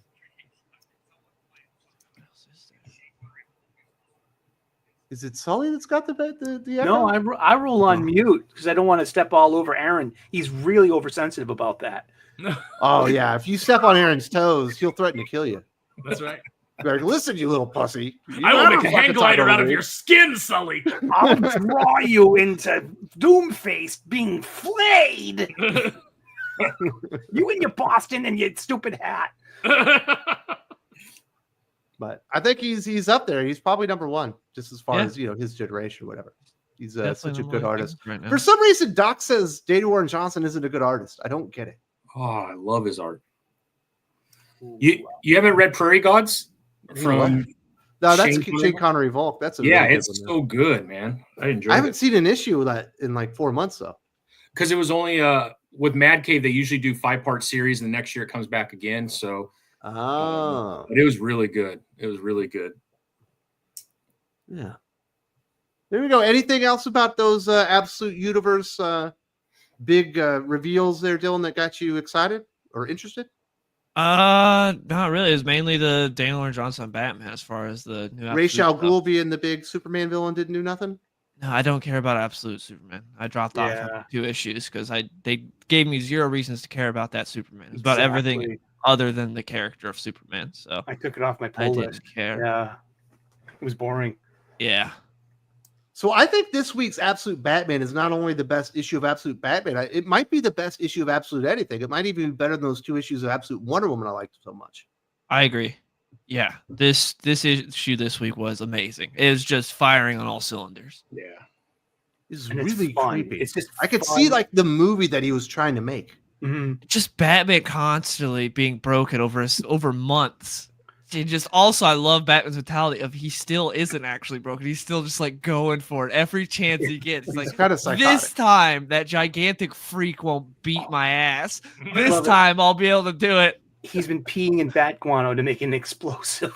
Were Yeah, you expecting that to was see amazing. Dr. Death in this book? Because I was expecting to see him when I started seeing the name of the experiments and stuff. I didn't really expect to see Dr. Death. No, that was not something I So thought. it said like the Herefin or the Henif, whatever the guy's last name is, experiment. I was like, oh, that's going to be Dr. Death. It ends up being the big ass fucking crocodile. Rock. Yeah. Oh, yeah. We got several experiments that they were. Yeah. It looked like we got Clayface. When we and get Poison Ivy. Yeah. Mhm. Yeah. It seems Oh, like creepy.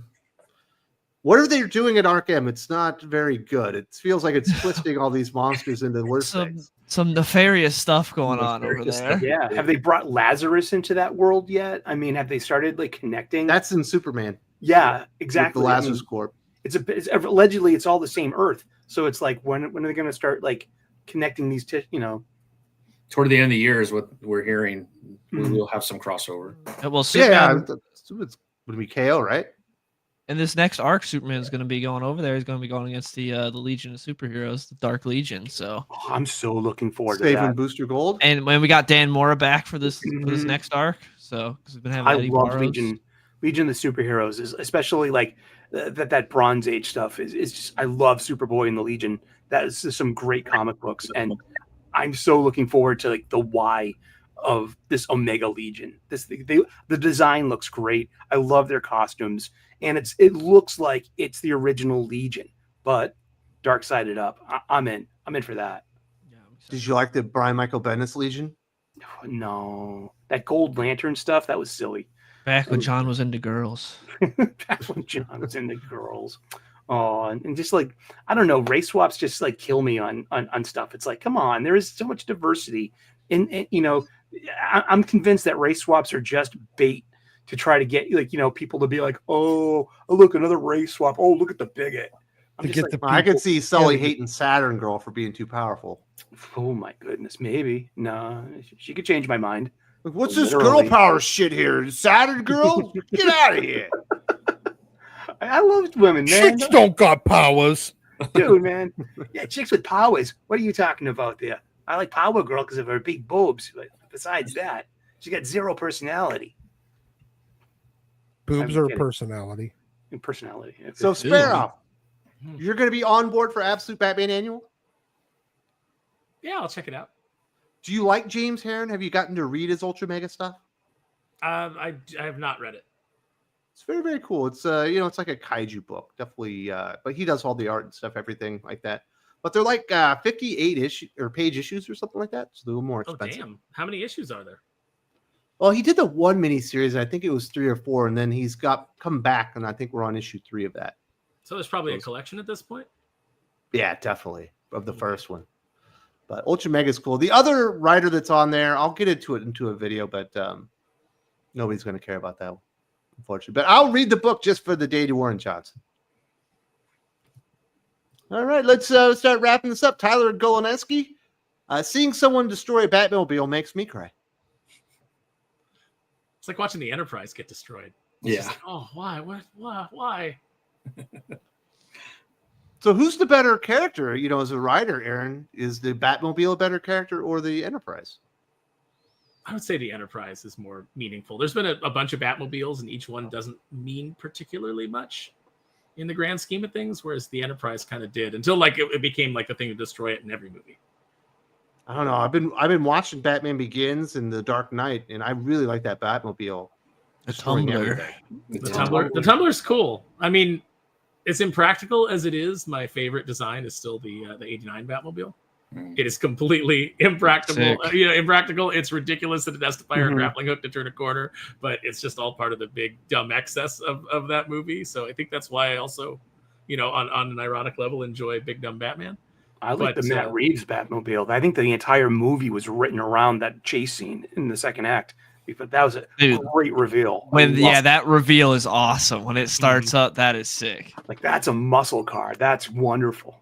Yeah, that was my 4-year-old started watching the Batman cartoon this week. The animated series, the Paul Dini, Bruce Timm. I don't know. It's 4 seasons. No, it was with the Batwave. The Batman. It's the Batman. The Batman, the 2004 one. Yeah, the one. And he's got like a sports car Batmobile that's kind of cool. That's where Penguin beats the shit out of Batman. He's got like these Asian robots. Spoilers! Yeah. My 4-year-old finally picked out a DC character you wanted to watch. The Joker has dreads in that one, right? That's the one? Yeah. That is true, yes. Okay, yeah, I know exactly the one you're talking about. But that Batmobile is like a sports car. Yeah. Those are all Jeff Matsuda designs from that, if I'm not mistaken. Yeah. Then he says, soon Doomface shall arrive. All hail Doomface. Yeah, that's right. Yeah, I just approved the the lettering corrections, and so yeah, it's and backer kit should be dropping today. We had to do a couple of corrections per Kickstarter, a couple of things they want to change. So backer kit should drop today. Everybody can fill out their final orders, get their make sure their address is correct, and do everything. And I think because of the print time, we kind of got some estimates on print time. We might just for everybody, we might just drop the digital while the book is at print, so you can read it and see that it's complete and enjoy everything about it. And then when you get your physical copies, you're like, yeah. So I mean, it's up to you. Everybody's going to get the digital copy, and then it's up to you whether or not you read it or you wait for the physical. But you will have it.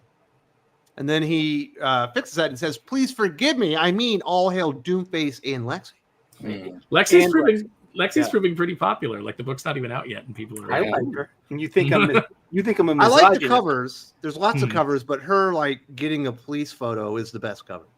Oh, yeah. Thank you. Yeah, we actually altered that one a little bit. We because now Renzo's gotten so good at making Lexi cute, he went back in, he did a little adjustment, and it's an even better cover now. Because she's got so much personality on the cover, and you're like, I wouldn't mind her kicking my ass, even if I was. She's got a lot of personality. Yeah, well, congratulations, Aaron, and you are already into production on issue 2. Yeah, actually, I just got Renzo sent me a panel from the page he's working on where we introduce a couple of new characters in issue 2, and it's like he already did design sketches and things like that, but seeing them on the page with all the everything going on, it was just like, oh god, it's like you want to show everything off, but at the same time you got to hold back. Yeah. It's maddening. So I got to ask you, Aaron, and you haven't talked about this, but I know that Doomface's cousin is going to be revealed. Is his name going to be Dickface? That I'm pretty sure that's already a Mark Miller character. I think it's Shithead. Shithead, that's right. I love that character. It was Fuckway, wasn't it? Doomface's shitty cousin that he doesn't even like called Dickface. No, we've already got his brother Malignus. They don't go with the whole face theme for everybody. Doomface would never. Dickface is the weird incesty cousin of Arseface from Preacher. I thought Dickface was the California governor. No, he's the Smiler. from he's Transmetropolitan. oh my God, he is definitely the Smiler from Transmetropolitan. You were absolutely right. Very nice. Well, let's talk about some comic book recommendations. We had not the greatest week, but we certainly had some very outstanding comic books, and then see if anything else.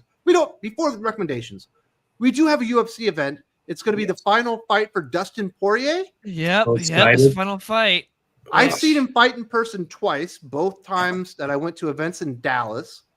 And I believe, if I remember correctly, he had the best fight in both of those. So the 3 events that I've been to, he's been on 2 of them. And he was absolutely amazing, former champion. And he's fighting Max Holloway with the ending fight on a trilogy. So that's exciting. I know you two guys are the big UFC fans. Is this one worth the money? It's not worth the money because the rest of the card sucks. But for Dustin Poirier's retirement fight, yes, because the fight's going to be awesome. Exactly. It's just it's really stupid they chose Max. Isn't he one of your top 3?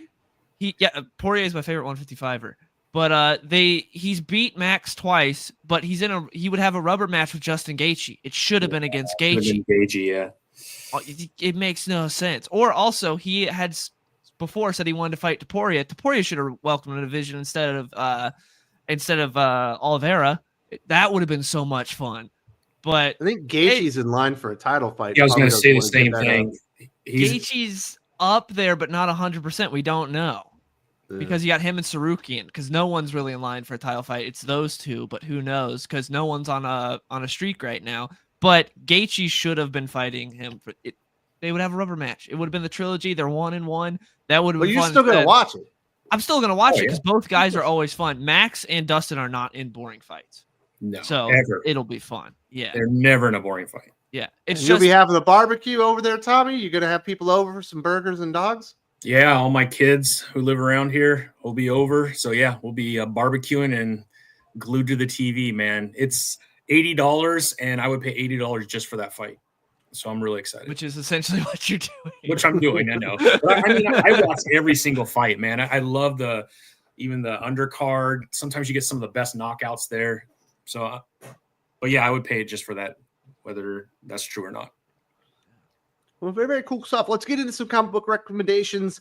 Tommy, you got any books you wanted to recommend this week, or any shout outs or promos for things you're going to be doing? No, I mean, like I said, I've been traveling a lot for work because I have a new job. But for coming on today, I did go out and purchase issue 10 of Absolute Batman, and by far the best issue so far. Absolutely loved it. When I got back, though, I did get this in the mail. Let me show it to you real quick. Oh, no, he's getting out his dolls. Yes, I knew it. the new Punisher from Ooh. McFarlane. Ooh. Issue Punisher War Journal issue 8. I cannot wait to open this a little bit later. I found this on the porch. That's awesome. This thing is dope. I've been picking up all the Marvel stuff that McFarlane's been doing, all the cover art that he's been bringing to life. So I'm really excited about that. But yeah, that's pretty much it. I haven't picked up my comic books for this week yet from the shop, so I'll either go later today or tomorrow. So you like the statues more than the action figures? No, I collect the action figures actually more than the statues, but because McFarlane is bringing to life all these amazing covers Like that the I grew Hulk up on. one's the best one, right? I got the Hulk one too. It's just outside the room here. That thing is insane. I have that McFarlane whole cover. one right in front of me. Oh, you have it, Doc? Yeah. Yeah, this is so good. So good. And the Wolverine cover is amazing. I've been buying all of them, so I just don't know where to put them. I didn't The really Wolverine like one's the one with Yeah, Hulk space in the reflection. claws. Yep. Oh, very I didn't cool. really like the Hulk, the Wolverine one. Yeah. I looked at it, I contemplated it. I didn't think it looked. It didn't really translate well over. Yeah, I agree. And it's $50. So Yeah, the Hulk one for $50 was 100% worth it. the Hulk one is incredible. It's probably the best statue that I've seen him do outside of a couple Spawn ones that are pretty dope. I have a feeling that all of those are going to be at Ross in like a year. Yeah. Well, The maybe Hulk so. one probably not. Maybe the I- Hulk is the one that stands. Hulk and Wolverine are probably the ones that stand the chance of not being there. Maybe Spider-Man as well. The I also don't think Deadpool. he produces very many of these too. Like on some of the McFarlane stuff, they overproduce and you find them always in Ross. And you know which ones are going to be right when they come out. You're like, I'll just wait. I'll get it for $6 at Ross. But I think the Marvel ones have lower print runs. Very cool. Dylan, you got any comic books to recommend or any videos people should be looking out for? Any streams to promote? Yeah, so I got the 2 videos I did this week on the DCKO event and on the Superman Treasury. So check those out. I did a big video on the Treasury going all into that because I love that issue. And then I actually had a good week of comics. Absolute Batman number 10 was amazing. Absolute Flash number 5 is one of the better issues because we actually got Wally doing some Flash stuff in this. Battle Beast number 3. G.I. Joe number 9 was pretty cool. Superman Unlimited, this was the first time I actually enjoyed an issue of that because the first 2 issues were not very good. This one's kind of just like a silly crypto issue, so I had fun with it. Nothing amazing, but it was fun. Robin and Batman, Jason Todd number 2, I really liked from Jeff Lemire and Dustin Nguyen. I thought this was like a really good issue, and just we get Disco Nightwing in this, which I love. And Aaron is afraid to admit that he loves. And we got Red Coat number 13 also, which is really good. So in that G.I. Joe book, and I'm not giving out spoilers here, that's a pretty insane little that thing ending that happens at the end. Yeah, that I ending. see that one coming. I did not see that coming. I was impressed. Yeah. Like, I- really cool. I figured out the page before, but Well, big That's brain good. Doc over here, but yeah. I didn't know they go through with it. Stuff in the book. Yeah. I would say it shows how good of a handle Williamson has on these characters that he's like just taking 2 characters from the G.I. Joe team, splitting them off, showing in like a completely random story that's not really connected to the main thing, and it's great. Mhm. Like I'm not mad that we're not like constantly with the main Joes right now. I'm like, this is awesome. Did you see the news that Rook Exodus is coming back in October? Does that get you Yes. excited? Yes, I can't wait. I'm so excited. Yeah. You That know was what's a good funny is series. I saw because I follow Ghost Machine on Twitter, which I recommend that everybody in the chat you should go follow them because I noticed that they have 1,100 followers. That's all that crazy. they have on Twitter. It's like they should now. Granted, they're a new company, and I've been on Twitter a lot longer. I've been on Twitter for over a decade, but I'm like at 6,000, close to 6,000 followers, and they should be way above me. So go follow them. It's another thing about the marketing, for Ghost Machine. It's just not there. They need a bigger presence. You have more followers than me, Sparrow? Yeah. Oh, God. I've been on Twitter for 10 My years. Twitter presence sucks. Will you call me out? I know when you retweet me, I'm like, I'm going to get no heat off this whatsoever. Exactly. It was cool the entire thing off. That did nothing It for was me. cool. God dang it. I thought that one was going to go, but Dag, name now it. that Numbnuts is attached to it. Very nice. Sully, you wouldn't recommend any books this week? Sure. I only got 2 books this week. They were both on my pull list from my local comic book shop because I go every Wednesday. I'm a Wednesday warrior. I may not be a whale, but I am definitely a dolphin with porpoise. Get it? Oh, that was a bad pun. Okay. Well, I got New Gods number 8. It's okay. It's just continuing the cosmic refugee story dealing with the New Genesis survivors on Earth, and they have a huge dinner scene. Yay. So it's kind of like an in-between issue, just pushing the story forward. G.I. Joe number 9, Energon Universe. I got the B cover. It's got this wonderful card, the Queen card, with CoverGirl That's pretty that cool. one. and the Baroness. I will go out of my way to get. I think I have a Baroness variant cover for every issue of Energon Universe G.I. Joe. This was great because we get a great fight with Raptor. We get a great fight with Major Blood, and then we get the twist ending, which I won't spoil. Go out and get your own copy. And I'm just going to say it again. I got Stealing Solo from World Class Bullshitters, very own Jeff Hicks, friend of the show. It's on sale, half off, $40 for 4 books, and I was most impressed with Jeff's artwork. Really great, clean art, 6-panel stuff. That's what I like out of Ramita Jr. Just the camera work and storytelling, and also these were the Fandom Menace variant covers, and that's when I got into YouTube. It was after Last Jedi. I hooked on with the Fandom Menace, and I found Friday Night Tights from there. I found Doomcock, and I found Use Guys too. And this is how I got into this YouTube thing of ours. And I absolutely love this Star Wars reference Fandom Menace cover because it's like this is of an age. None of these people are friends anymore. Well, very few of them are.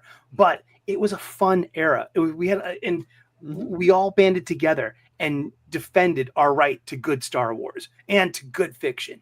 And I think that really, Phantom Menace, like it or hate it, it really started something. And I think a lot of this is the result. And this is a really nice, nostalgic thing for me and a keepsake. It also has I think it has fridge magnets, and it came with a pack of trading cards too.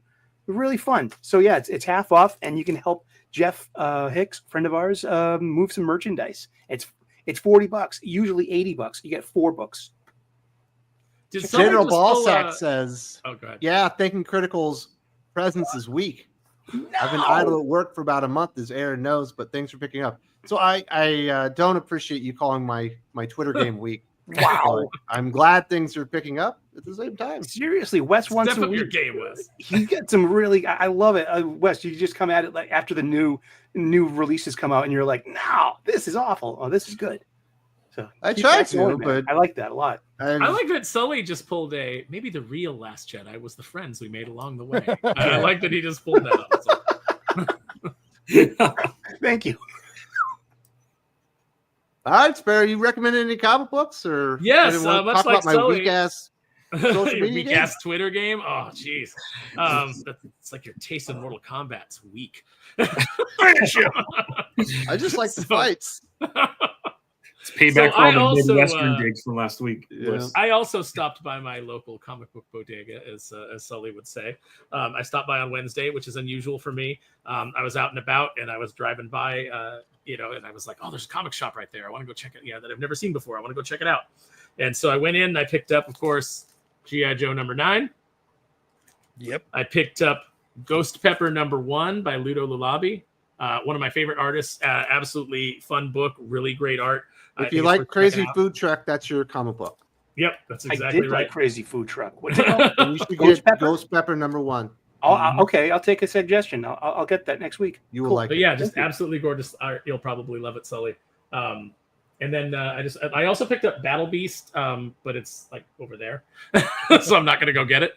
And I just want to say that I do have a couple of copies left on the Kneel Before Doomface website of the first cover appearance of Doomface on Drew's Unholy Nightmare #1. So go check that out if you dare. Very nice. Now General Ballsack's calling me a homo. No, he said no homo. Oh. No homo. I thought he was saying no. No.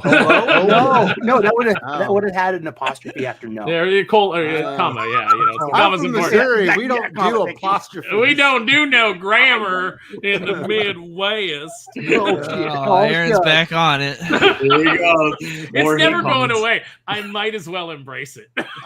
Like what Bill Hicks said, I want to introduce you to my wife and cousin. There was one woman. All right, Doc. You got anything to recommend this week? Doc. Well, let's see. I do actually. First of all, I do recommend you go read or watch our review of Age of Revelation #1. Zero issue. Oh yeah, 0. Because, reasons. If you want a comic that doesn't actually exist as a comic book, this is something to read, I guess.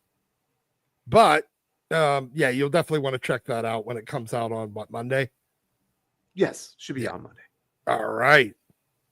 And then, since we're talking so much Superman recently, some J. Scott Campbell goodness on Superman with Superman Gen 13. This is issue #1 of the crossover. This is from way back in the day, so if you're gonna have to go back issue diving, this is issue 1 of 3. Good fun story. Adam Hughes, Lee Bermejo art. Solid. It's a good book.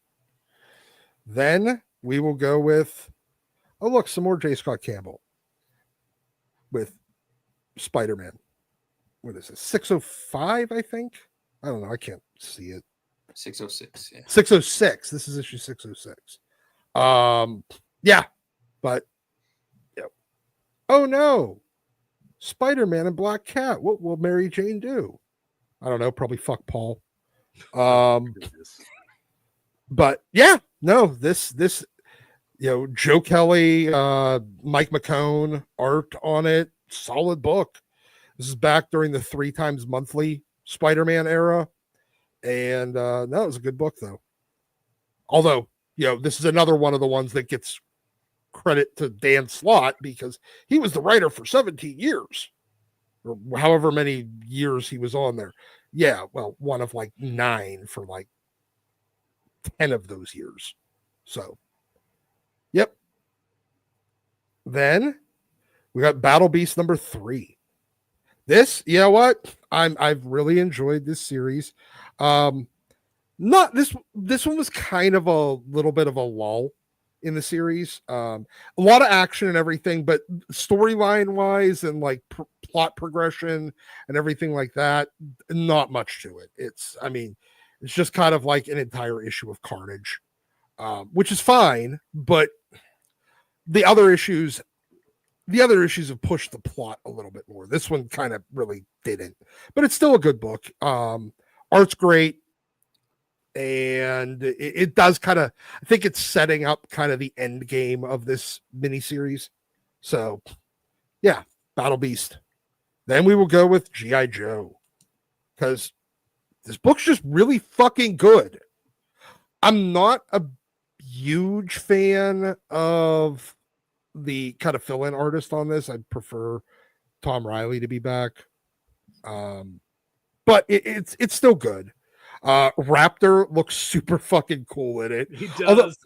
Although he does kind of remind me of the Michael Keaton Vulture from they did that with his wings. It's the design is from the classified figure, the deluxe figure that they did recently. Yeah, which seems to be like it seems to be like the classified kind of redesigns are what gets used in Josh Williamson's version.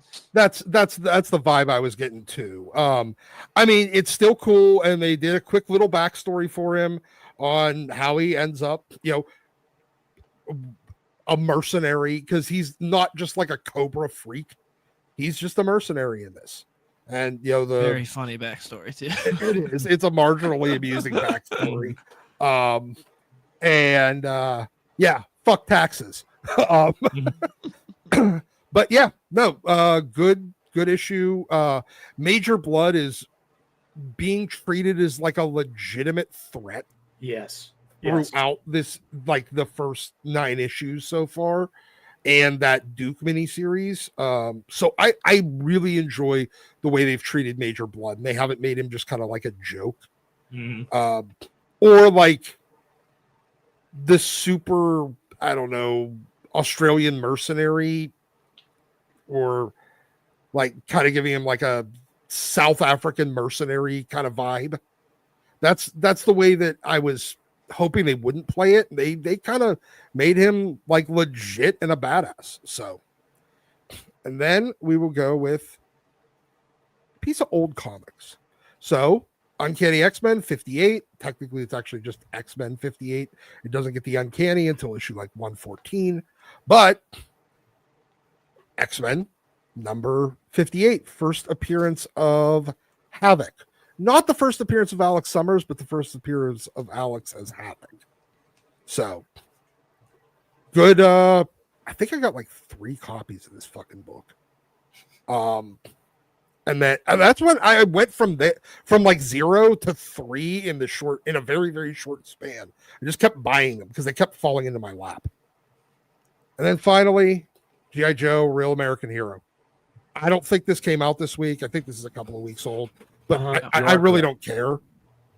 That's the one I left on the roof of my car that I need to read. Oh, dude, that's man, that's the line art variant too. I love these Adam Kubert covers. They're just amazing. Strangely, the last 3 issues, the only ones that are left on the shelf are the line art variants. They're worth it. I love those. I mean, I like them. I actually would prefer the color variant because I've seen enough Adam Kubert line art in my life to, I know what it looks like. I know what his art looks like. I know what his line work looks like. His stuff inked.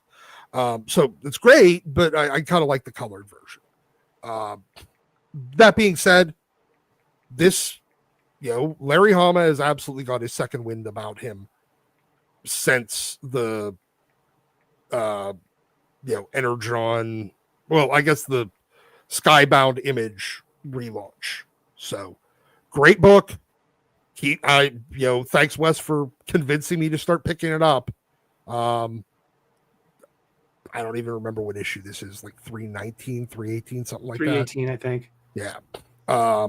So yeah, check it out. If you're not reading Real American Hero and you are reading G.I. Joe, pick up Real American Hero too. Yes. It's like way, way, way deeper into the lore, but it's really not, a slog or anything. You're never really lost.